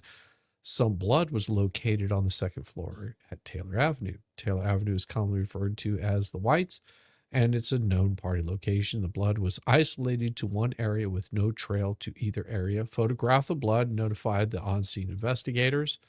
Officer House and I walked various areas around the crime scene looking for evidence and found nothing of evidentiary value. So they found blood in a dumpster. Interesting. But it's also next to a party house. Yeah. So, It could have been someone vomiting blood for all you know. well, yeah, I mean, Just saying. Hopefully not. everyone's drank Everclear once and only Ah, once. I use it to clean, car parts. I use it to make apple cider, sipping whiskey, like or Yeah. apple pie, whatever that is, Yeah. stuff that I like. I remember having a couple sips and then nothing else. Exactly. After that, I was swimming in apple pies. On November 15th, 2022 at 9:30 hours, myself and Detective Mowry responded to the corner club at blank to contact the owner. This was a prearranged meeting to view video from the evening of the 12th into the early morning hours of the 13th, with the purpose to confirm that Madison Mogan and Kaylee Gonclaves had been at the corner club as reported and try to identify any individuals seen on the grub truck video later in the morning, specifically a man who appeared to be accompanying them. Now, upon arrival, T already had the video up on the screen and queued to the proper time frame. That's Detective, awesome. I No, I know, and that like that, and the thing is like if you want to tell me a specific time instead of having to go through a whole bunch of stuff, how about I just queue it up to there for you, and or maybe he saw something and was just like, okay, this is what they're describing, so I'll just pause it here and they can go through it. well, That's and awesome. you've got to be thinking. So this was the The 15th. 15th, and this So happened on by the the 12th. 15th, yeah, Yeah. by the 15th, this owner's probably thinking those two girls were in my place. Let's get all the information because they probably, by the sounds of it, from what we've gathered by the documents so far, this was a college bar. Yeah. So It even was if it's just for pure capitalistic reasons, I am going to, you know, cooperate with the police, let every single customer that might be afraid to come in here from now on, I have cooperated. We are taking this seriously. Yeah, and also, he was probably looking at that and see. And I guarantee if he would have saw someone suspicious lurking around there, that were eyeballing the girls or trying to, Yeah. follow them around, then he would have had that on there, and he probably would have already saw it and go, yeah, that's not suspicious. That's just a guy that's, checking her out, and then he moves on to the next chick, or that chick looks a little crazy, and why is she making stabbing motions on her leg? I don't understand. Let me mark that for him. Those kinds of things, Well, yeah.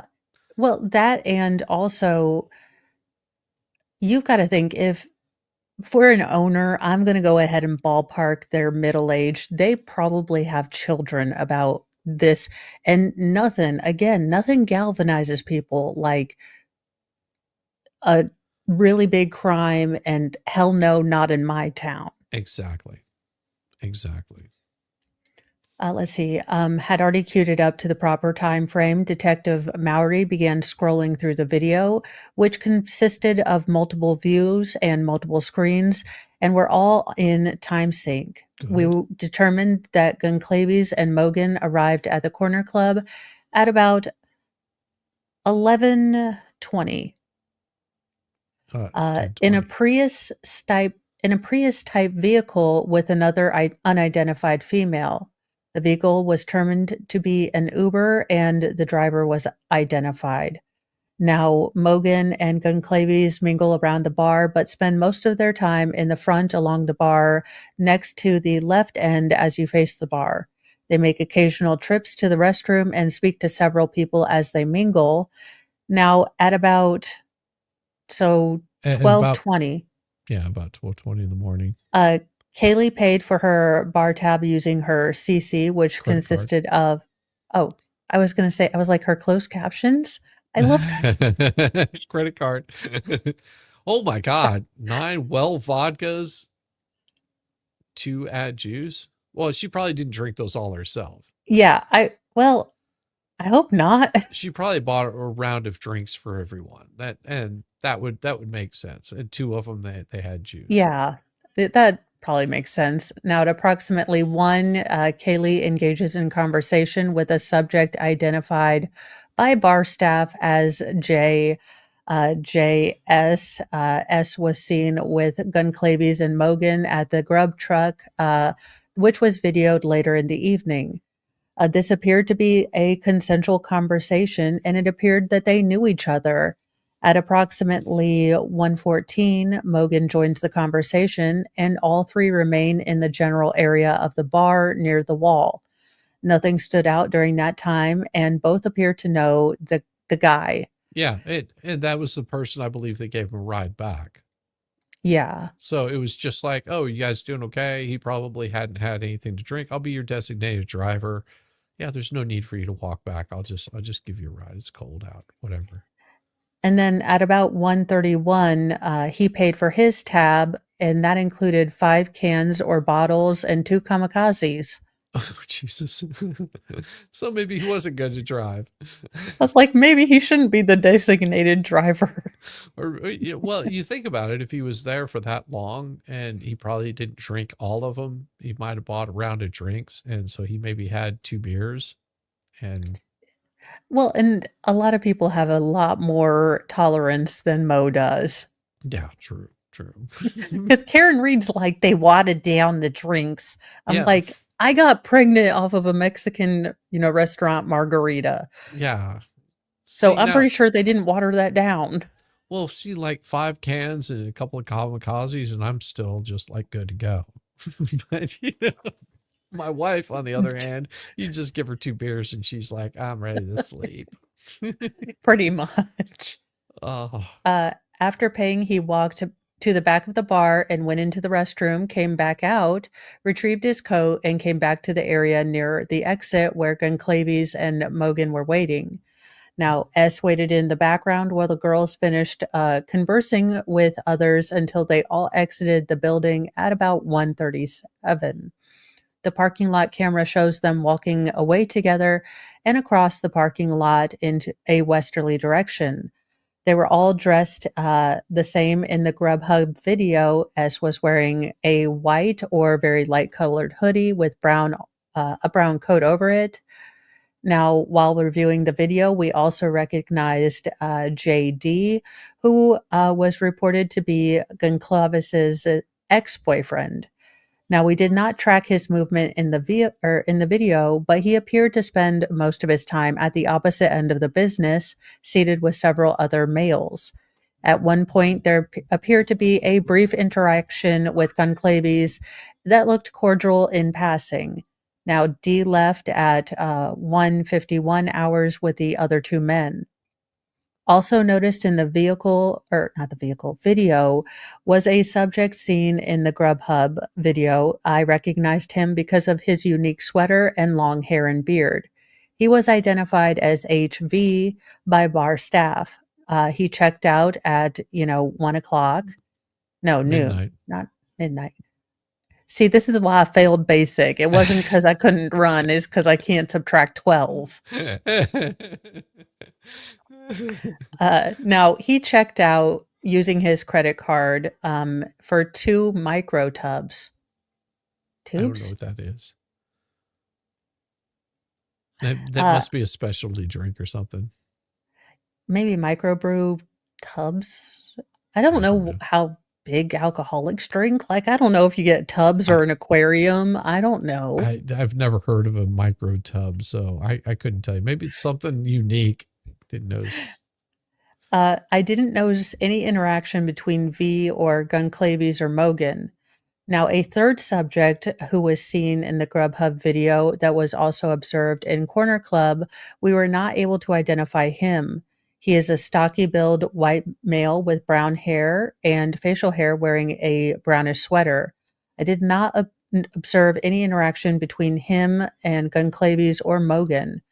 Because the video file was extremely large, Detective Mowry was unable to copy it to an external storage device. We left the business, and Detective Mowry is working on obtaining a usable copy of the video for review. Yeah, closer review. But yeah, it Yes. seems like here's what they're would be looking for is if these girls, felt threatened or anything like that, they were comfortable with this person, they knew who they were talking to. Any other interaction, even with the ex-boyfriend, just came by and was just like, hey, hey Bob, hey John, and they just, it's like, we had a fling. Yeah. It didn't work out. He's over it. She's over it. There's no hard feelings. No, Yeah. because if there was anything weird there, he would have completely avoided her, or she would have completely avoided him. Yeah. Like, but they walked by each other and was just like, hey, good to see you, good to see you, and then they just Yeah. went on their Well, and they're way. probably also looking to see because right now all they have to link a good 3 of the victims is that they were at the corner club. Yeah, So, is someone looking at the corner club and then follows either 1 or 2 of them over to the grub truck? So, right. they're also looking for people that, came and went there. Yeah, and it's somebody that might be following them around, but whenever those people left, nobody was following them. It wasn't like all of a sudden they turned and they were just like, okay, they can't see me, and they don't buy Well, anything, and then they just turn around and start following. That's the kind of stuff they're looking for. They didn't see I'm anything. proud of us. We've gotten through 13 of 170. We Oh, did we, no. we did good. I'm still scrolling. No, no, that's fine. This is good. This is really good. Yes, but I'm liking that we're getting sort of just the factual stuff in here Right. because as much as, it's fun sort of to do the Karen Reed conspiriosity, they all planted the glove O.J. Simpson style kind of thing. Exactly.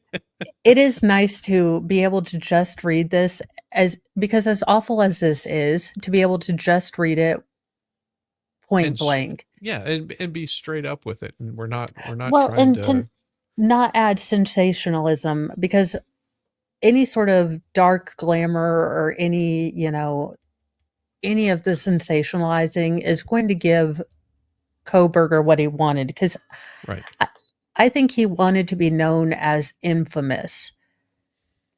Well, somebody already is, and it's not him. No, It's not a rapper, Infamous. I don't know. I'm I thought it was the Notorious B.I.G. oh, that damn! I knew it was something like that.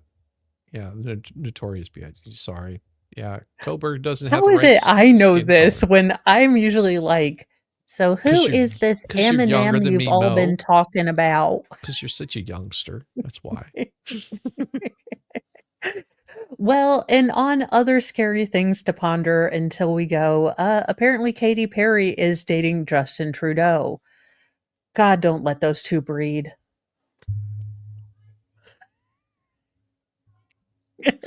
I'm sorry. I don't have a steak knife long enough to, go through my frontal cortex. We did always wonder how the Antichrist was going to come around. I have your answer, people. I have your Katy Perry, answers. Justin Trudeau. Wasn't Justin Trudeau married or something like that to some dude? No, that's Macron, Oh, allegedly.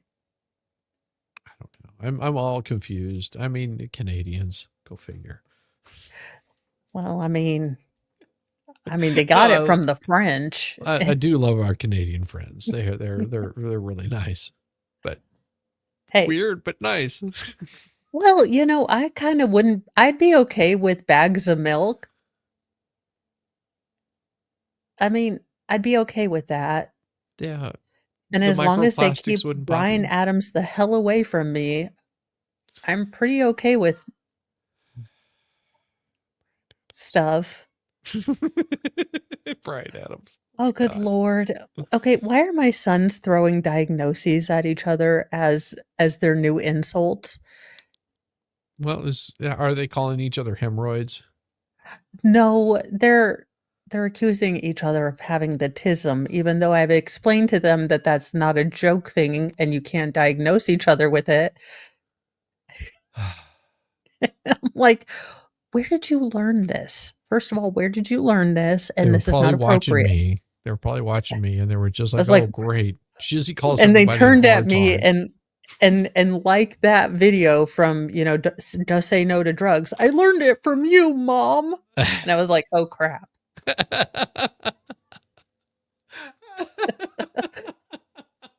I remember that. I love that the dad's pissed off about weed. Like, he's like, Yeah. "Where did you learn to do that?" He's like, "I learned it from you, Dad." He's like, "Yes, Is he teenagers. Look, I'd need to, as calm down too." his dad pours another drink. It's just like, what do you mean?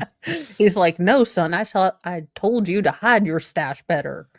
Yeah, jeez, children. It's like a buddy of mine. He was telling me, that he had to go with his father to his like probation officer because he needed a ride. And this was after he was because his dad's like multiple felons and of course, multiple felonies. And of course, he decides to pose on Facebook or TikTok or something like that with two pistols. Yeah. And so he shows up The and cops can't use stuff you post off the internet. That is against the Constitution. That is yeah. against my right to tell on myself. And he shows up and he sits down and his dad's, doing his same rigmarole. And after they step out and she goes, "Can I talk to you for a second?" He goes, "Sure." And so after his dad steps out, she goes, "How did you end up so normal?" Like, because he's got a regular job, he's got a life, at the time I think he was married, and pretty stable guy, went through Navy and all this kind of stuff. And it was just like, how did you end up so normal with this weirdo? He was like, "Oh, probably because I was the dad." So I don't know. Don't ask me these He's like questions. self-defense. I didn't want to Yeah. be in a cell with him. Well, and there and he also, he said that, he had a drinking problem for quite some time that he didn't realize, and he quit drinking and cleaned himself up and was just like, "Oh, I like to drink too much." He goes, the problem with me is whenever I start drinking, I can't stop." He goes, "So what I decided to do was stop drinking. Problem solved."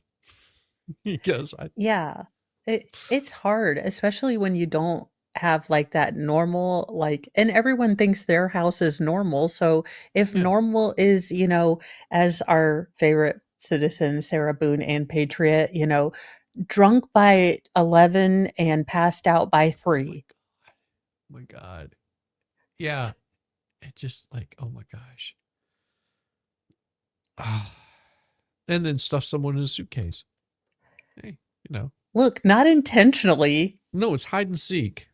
You're going to hide and I'm not going to seek. How's that? I My favorite part of that trial had to be when she's like, "Do you want me to show you how I hit him with the bat?" Like, she doesn't realize she's already completely torn her, and she's like, "I'll be helpful. Oh Let me yeah. let me Let, show you." let me show you. Can I borrow this really quick? Let me borrow your bat real quick so I can show you how I hit him with it. Oh my God. That girl. Oh, geez. Oh, I expect a real Sarah Boone letter at or poster wanted poster, like, "Do you wanna take up the sport of justice or the sport of humanity?" Oh my God. Oh, she kills What me. She does. Okay, and you guys, I will have mornings with Mo tomorrow, but then Mr. Mo has kindly asked that since he needs to work on the electrical stuff in my room, that I allow him the respect and courtesy of turning off the electricity when he's doing it. When are you doing that?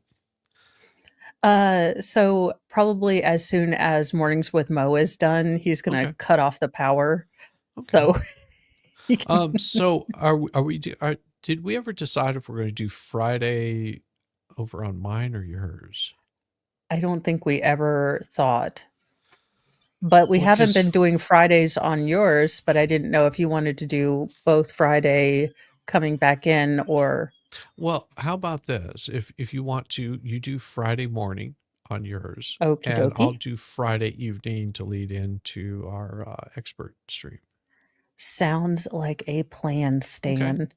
And so the in the Navy. Yes, you can sail the 7 seas. In the Navy, yes, you can put your mind at ease. In the Navy, you can get on your knees. What? Sorry. You, That's so bad. no, you know what's funny is that I didn't realize that Britain also had that sort of implication with their navy. So apparently it is a universal sort of maritime illusion, I guess. Yeah, well, you know the reason why they switched over to powdered soap in the Navy, right? Well, I'm guessing because they were dropping it too. Well, it takes longer to pick up. I'm so bad. I'm so bad. I love Navy guys. On that note, remember, if you can't go to the Navy, your local YMCA is a place where you can find friends and you can learn a little basketball and you can hang out and have fun all night. Or is that the car wash? It depends on your locality. Check out if you still have YMCAs. At the car wash. Wash. Bye, you guys. Bye, guys. Good to see you.